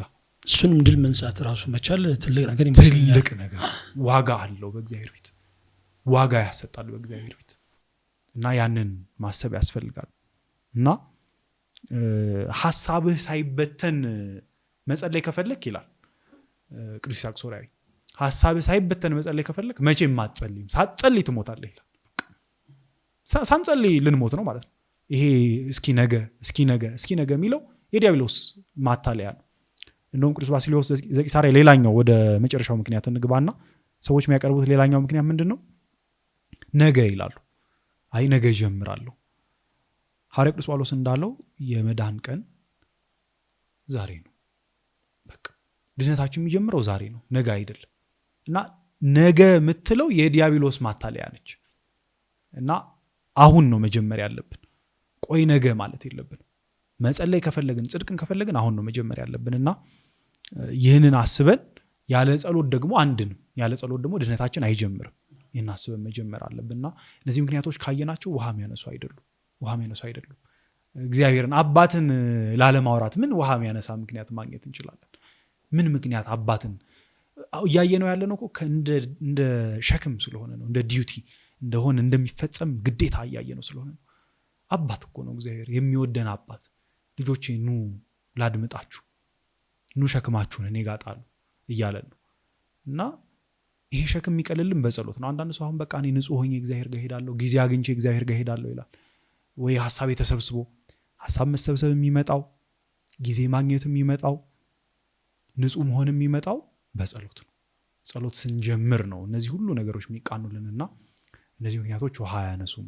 ወደ ጸሎት መመለስ አለብን እላለሁ። ጸሎታችን እየተሰማ እንዳልሆነ ሲሰማን ምን እናድርግ? ጸሎታችን ስለመሰማት ውስጥ ማረጋገጫችን ምንድን ነው የሚሉ የሚያነሱ ሰዎች አሉ። እጅግ አስፈላጊ ጥያቄ ነው። መጀመሪያ አንድ ማዕቀፍ እናስቀምጥ። እግዚአብሔር አሁን ብዙዎቻችን እንደምንረዳው ሰማያዊ ኤቲኤም ማሽን አይደለም። አሁን ኤቲኤም ማሽን እንሄዳለን፣ ካርድ እናስገባለን፣ ቁጥር እንመታለን፣ ከዛ ብር ያወጣልናል።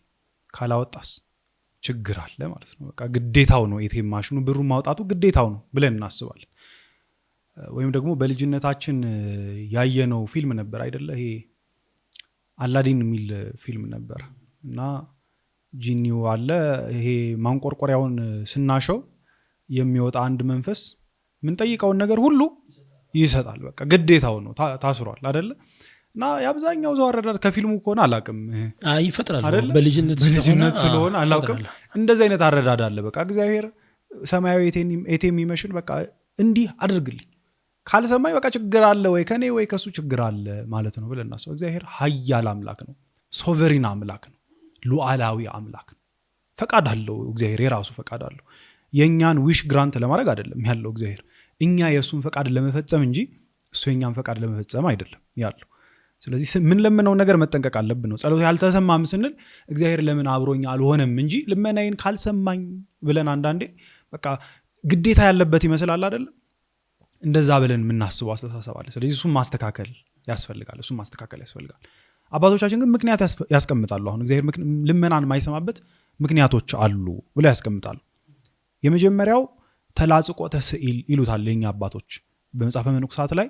ተላጽቆተ ስዕል ልመናን እግዚአብሔር ያዘገያል። የለመነውን ነገር በለመነው ሰዓት አይሰጠንም። ያንን ልመና ያዘገይብናል ለበጎ ምክንያት። ምክንያቱም ከእግዚአብሔርና ከኛ መሃል ያለችው የያዘችን ያቺ ልመና ስለሆነች፣ ያቺ ጸሎት ተፈጸመች፣ አበቃ፣ እኛም እንሄዳለን፣ አንመለስም ዳግም በቃ። እና ያቆየን ያለው በቤተ ክርስቲያን ተክል አድርጎ ያቆየን ያልተመለሰ ጸሎታችን ነው። አንዳንድ ጊዜ በጣም ይገርማል። እና ያ ቢመለስ እግዚአብሔር ሁሉን አዋቂ ነውና ያውቃል፣ እንደምንጠፋበት ያውቃል። በዛ ጸሎት ፋይል ዘግተን እንሄዳለን እና አውቆ ይከለክልናል፣ ዝም ይለናል። አባት ስለሆነ አባት ልጆቹን ይወዳል፣ ከእርሱ እንዲርቁ አይፈልግም። እና ተላጽቆተ ስዕል ትለዋለች ቤተክርስቲያን። ይሄን እግዚአብሔር ከእርሱ የሚያረቀንን ልመና እንዳንመለስ ዳግም በቃ ያን ፈልገን ከሆነ ስናገኘው ዞር ብለን ማናየው ከሆነ ስለሚያውቅ ሳይሰጠን በቤት ያቆየናል ማለት ነው። ፈቃዱን እስክንረዳ ድረስ ወይ አእምሯችን እስኪቀየር ድረስ። እና በቤቱ ስንቆይ አንዳንድ ጊዜ እንደዛ ነው አይደለ? አጸድ ሆነን ስንቆይ ይቀይረናል እና እስክንቀየር ድረስ ዝም ይለናል። ሌላው ደግሞ ልመናው የኛ ስላልሆነ ነው፣ ለኛ የሚጠቅመን ስላልሆነ ነው። እና እግዚአብሔር የለመነውን ሁሉ ሰጥቶም ቢሆን በጣም ከባድ ነበር የሚሆነው። ይሄ በጣም አይ ቲንክ ሁሉም ሰው ሪላይዝ የሚያደርገው ነገር ነው። ሲቁጭ ብለን ማስታወሻ አውጥተን እስካው የለመነው ነገር እንጻፈው እስቲ።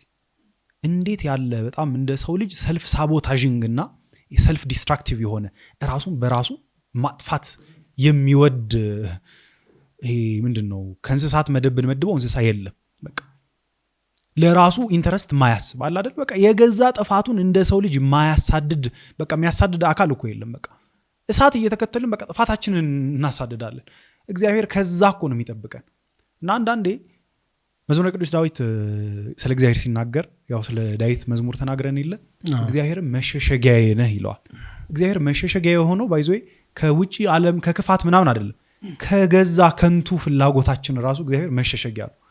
ይጠብቀናል እግዚአብሔር። በቃ ሰልፍ ዲስትራክቲቭ ነው ኔቸራችን። በቃ ራሳችን በራሳችን ለራሳችን የሚጎዳንን ነገር አብዝተን እንፈልጋለን። አብዝተን እንደዛ አይደለ የምናየው። አሁን የአዳምን ሔዋንን እንመልከት እስቲ። በቃ መጥፊያችን አሳደን እኮ ነው አሁን ያለበት ቦታ ላይ ደረስነው። እና ለኛ ስለማይረባን ስለማይጠቅመን መጥፊያ ስለሚሆነን እግዚአብሔር ይከለክለናል። ሁሉን አዋቂ ነውና አባቶቻችን ይላሉ እኮ እርሱ ባወቀ ይላሉ አይደለ? እንደዛ አይደለም የሚሉት? እርሱ ባወቀ ይከለክለናል። ሌላው ደግሞ እግዚአብሔር ጠቢቡ ሰለሞን እንደሚለው ነገሩን ሁሉ በጊዜው እና በጊዜው ነው ነገርን ሁሉ የሚያደርገው እና ያ ነገር ለኛ ሊሆን ይችላል፣ የለመንነው የጠየቅነው ነገር ለኛ ሊሆን ይችላል።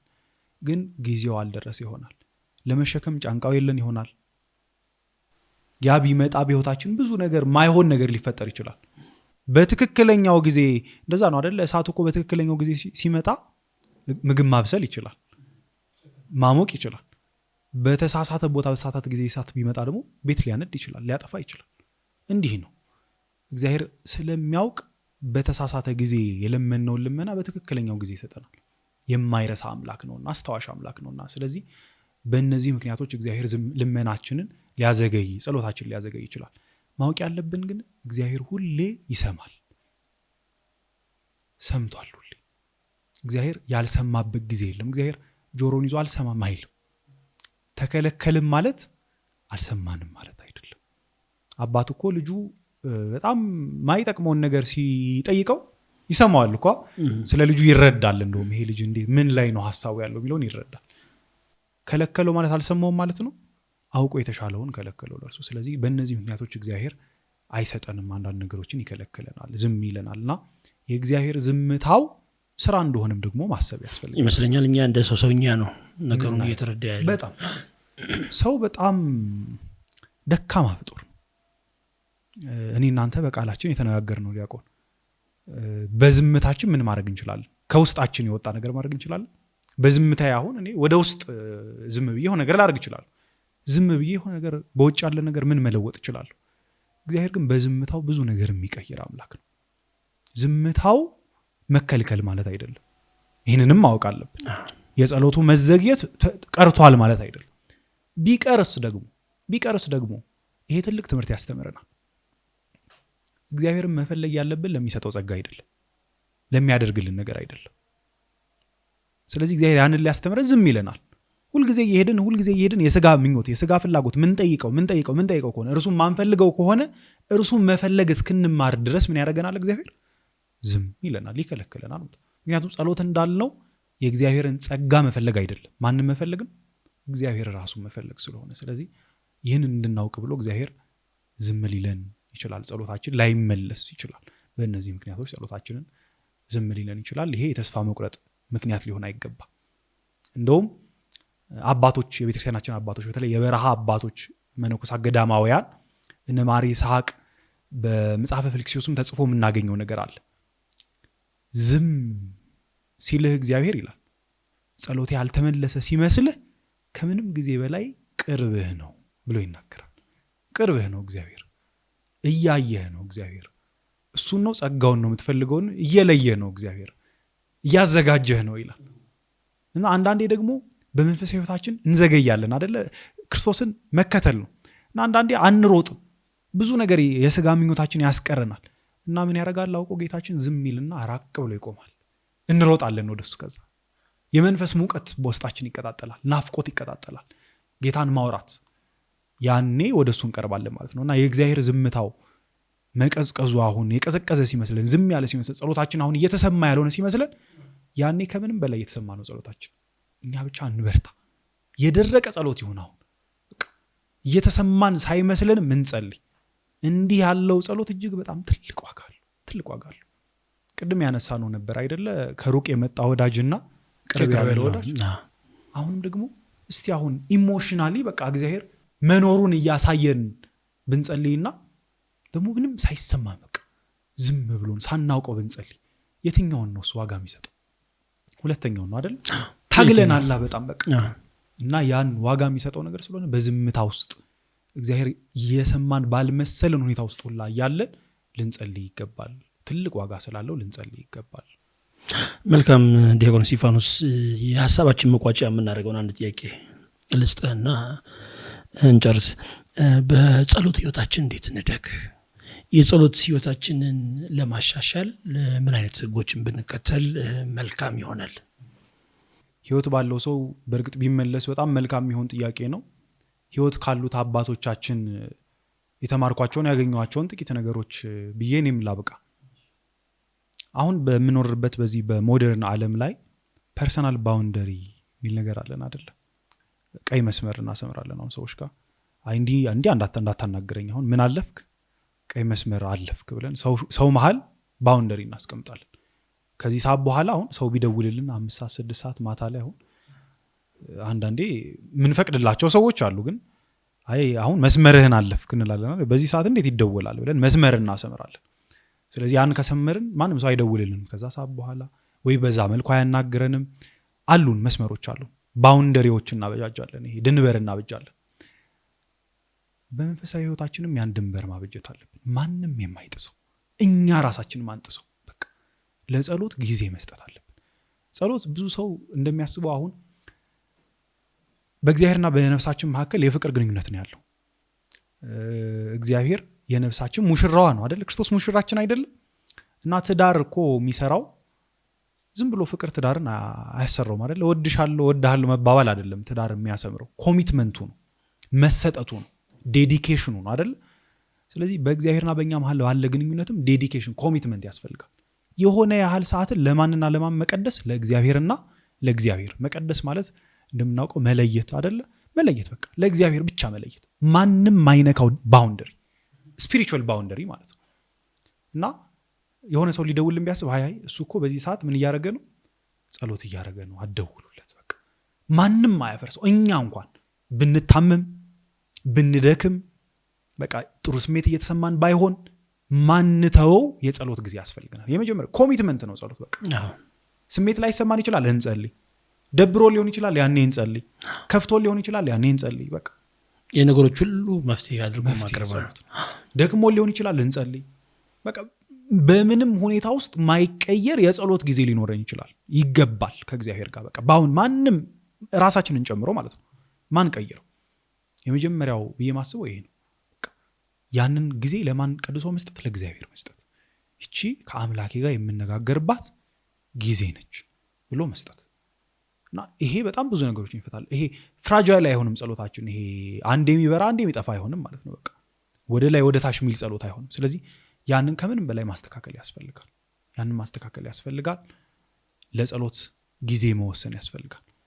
ሌላው ደግሞ ጸሎታችን ዘወትር መሆን ይችላል፣ ሁሌ መሆን ይችላል። በቤተክርስቲያናችን የኢየሱስ ጸሎት የሚባል አለ። በመነኮሳት ዘንድ የሚጸለይ የኛ ቤተክርስቲያን እግዚኦ መሐረነ ክርስቶስ ብላ ቅዳሴው ላይ ትደግመዋለች፣ ትጸልየዋለች። ካህኑ በመስዋዕቱ ፊት ቆሞ ይህንን ጸሎት ለሕዝቡንና የኔን ኃጢአት አቤቱ ማር እያለ የሚጸልየው ትልቅ ጸሎት ነው። በውጪዎቹ ዘንድ ደግሞ ሎርድ ጂሰስ ክራይስት ሰን ኦፍ ዘ ሊቪንግ ጋድ ሃቭ ሜርሲ ኦን ሚ ሲነር ደጋግሞ ይሉታል። አቤቱ እኔ ኃጢአተኛውን ማረኝ፣ የሕያው የእግዚአብሔር ልጅ ጌታ ኢየሱስ ክርስቶስ እኔ ኃጢአተኛውን ማረኝ። እና የጸሎት ሕይወታችን ማሻሻል ምንችለው ቀን ላይ ቅድም ያለውን ውዳሴ ማርያም፣ አቡነ ዘበሰማያት ዳዊቱን እንጸልያለን። ሕይወታችንን ግን ጸሎት መሆን ይችላል። እየተራመድን መጸለይ እንችላለን። ይሄንን ተቀምጠን እዚህ እየተናገርን እንኳን በአእምሯችን ይህን ማመላለስ እንችላለን። ይህን ጸሎት ኪርያላይሶን ጌታ ኢየሱስ ክርስቶስ ሆይ ማረኝ ማለት ነው። ይህንን መጸለይ እንችላለን፣ መለመን እንችላለን። እና ጊዜ መወሰን አንድ እና ደግሞ ሕይወታችን ሙሉ ጸሎት ማድረግ በቃ በዚህ በጣም የተሻሻለ ሊሆን ይችላል። እና ጸሎት አስፈላጊ እንደሆነ የምናቋርጠው ነገር እንዳልሆነ ሌሎቹን ነገሮች ፕራዮሪታይዝ እንደምናደርግ ሁሉ ሌሎች ነገሮች ኮሚትመንት እንደሚኖረን ሁሉ መሰጠት እንደሚኖረን ጊዜ እንደምንሰጣቸው ራሳችን እንደምንሰጣቸው ሁሉ ለጸሎትም ይህን መስጠት አለብን። ያን ጊዜ የጸሎት ሕይወታችን ፍሬ ማፍራት ይጀምራል። ያን ጊዜ እግዚአብሔር ድንቅ አምላክ ነው። ጽናታችንን አይቶ ብርታት ይሰጠናል። እና ማደግ የሚመጣው እንደዛ ነው። ከጸናን በእነዚህ በትንሽ ፕራክቲሶች አሁን በቃ እነዚህ ትንሽ ናቸው እንጀምራቸው። ሌላ ብዙ ማንሳት እንችላለን። በእነዚህ እንጀምር፣ እነዚህን እናጽና። ጊዜ በማይወስዱ ግን ጠንከር ያሉ መልእክት ያላቸው በእነዚህን በርታ። እግዚአብሔር ከዛ ጽናቱን ይሰጠናል፣ ብርታቱን ይሰጠናል። ያኔ ማስፋት እንችላለን ጸሎቱን ማለት ነው። ያኔ ልመናችን ማደግ ይችላል። ግን ኮሚትድ መሆን እጅግ በጣም ወሳኝ ነገር ነው። ቅድም እንዳልነው ጸሎት ግንኙነት ነው በእኛና በእግዚአብሔር ያለ እና ያለ ኮሚትመንት ግንኙነት አይሆንም፣ የተሳካ ግንኙነት አይሆንም አትሊስት። ስለዚህ ለጸሎት ቦታ ወስነን፣ ጊዜ ወስነን፣ አቅም ወስነን፣ ቦታም ጭምር አሁን የጸሎት ኮርነር ያስፈልገናል። አሁን ቤታችን ስዕላት ፊት ቆመን መጸለይ አለብን። እንዲያግዘን ነው ለራሳችን ጊዜ ወስነን ምንወስነውን የጸሎት መጽሐፍ መግዛትም ከሆነ እነዚህን ገዝተን ማደግ ይመጣል ከዛ በኋላና ግን ከምንም በላይ ኮሚትመንት እኔ የምለው እሱ ነው። ኮሚትመንት በጣም መሰጠቱ ዲሲፕሊንድ መሆን አለማቋረጡ እጅግ በጣም አስፈላጊ ነው። ምክንያቱም ከመነኮሳት አባቶቻችን ታላላቅ ቅድስና ነው የሰሩት እና አቡነ ተክለ ሃይማኖት ስለ ጸሎታቸው እናወራለን አይደል? አሁን ስንት ሺህ ዓመት ብዙ መቶ ዓመት ነው የጸለዩት እና አቡነ ገብረ መንፈስ ቅዱስ ባህር ውስጥ ተዘቅዝቀው እና አቡነ ተክለ ሃይማኖት በአንድ እግራቸው እኮ ዴዲኬሽን ነው አይደል? በጣም ኮሚትመንት እኮ ነው። ይሄን ሁላ ጊዜ መጸለይ መቻላቸው ክርስቶስን ይወዱታል ማለት ነው። ለምንወደው ክርስቶስ ፍቅራችን ምን ገልጸው በጸሎቱ እና ተግባራዊ የፍቅር መገለጫ ስለሆነ እንዲህ ነገሮችን በማድረግ በጸሎት ህይወታችን ማደግ እንችላለን። የቅዱሳት መጻሕፍትን በማንበብ በተለይ ስኬታማ ጸሎቶችን በመጸለይ በማየት ክርስቲያናችን ይገርማል። የስኬታማ ጸሎቶች ስብስብ ነች አይደል? ቅድስት ማርያም ግብጻዊት አሁን ታላቅ ቅድስት ነች። አሁን ቅድስት ማርያም ግብጻዊት በህይወቷ በቀድሞ ህይወቷ ሴተኛ ዳሪ ነበረች። እጅግ አጸያፊ የሆነ የዝሙት ህይወትን ትኖር ነበር። በእመቤታችን በቅድስት ድንግል ማርያም ስዕል ፊት ጸለየች፣ ህይወቷ ተቀየረ። የእሷን ጸሎት እናገኘዋለን ቤተክርስቲያን ውስጥ። አሁን ሙሴ በጣም ቅዱስ ሙሴ ጸሊም በጣም ቫዮለንት የሆነ ሰው ነበር። ሰው የሚደበድብ የሚዘርፍ በቃ የሚያስቸግር በቃ ያዙ ይልቀቁኝ የሚል ሰው ነበር። እሱ የጸለየው ጸሎት የሱን ልብ የሰበረች ጸሎት እዚህ ቤተክርስቲያን ውስጥ አለች። ሀገር የሚረብሹ የነበሩ ነገስታት አሁን አይደለ? አሁን ዳዊት አሁን ለምሳሌ ዝሙት ያስቸግረው ነበር አይደለ? የሌላ ሰው ሚስት ጋር እስከመተኛ ድረስ እሱ ዳዊት አሁን የጸለየው የንስሐ ጸሎት ቤተክርስቲያናችን ውስጥ አለ። ትልቅ ጸሎት አይደል? ትልቅ ጸሎት። እነ ምናሴ የጸለዩት ጸሎት ቤተክርስቲያናችን ውስጥ አለ። እነ ዮናስ የጸለዩት ጸሎት ቤተክርስቲያናችን ውስጥ አለ። በቃ ቤተክርስቲያን የጸሎት አሉ። እነዚህ ሁሉ ጸሎቶች ለማንነታችን ሁሉ እነ ጴጥሮስ የጸለዩት ጸሎት አሁን መጠራጠር ያስቸግረናል። ምን ብለን እንጸልይ? ጌታ ሆይ አለማመኔን እርዳው። በቃ የቶማስ ጸሎት አለ እዚህ ቤተክርስቲያን ውስጥ እና የሁሉም ጸሎት በዚህ ቤተክርስቲያን ውስጥ አለ። ማንነታችን ራሳችንን በእነዛ ውስጥ ማግኘት እንችላለን እና ቅዱሳት መጻሕፍት ማንበብ ወሳኝ ነው ማለት ነው። ወሳኝ ነው። በእነሱ ጸሎታችን ይሰምራል፣ ያድጋል እና ቅዱሳት መጻሕፍትን በማንበብ ለጸሎት ኮሚትድ በመሆን ማደግ እንችላለን ብዬ አስባለሁ በጸሎት ህይወታችን። በእውነት ዲያቆን እስጢፋኖስ እጅግ አድርጌ ነው የማመሰግነው። በጣም እጅግ ሰፋፊ የሆኑ ሀሳቦችን ነው ያነሳ ነው። በእርግጠኝነት በሌላ ጊዜም እንደምንገናኝ ተስፋ አድርጋለሁ። ስለሰጠህን ትምህርቶች፣ ሀሳቦች ሁሉ በእግዚአብሔር ስም እናመሰግናለን። እግዚአብሔር ያክብርልኝ። እኔም አብዝቻ አመሰግናለሁ። እግዚአብሔር ይስጥልኝ። መልካም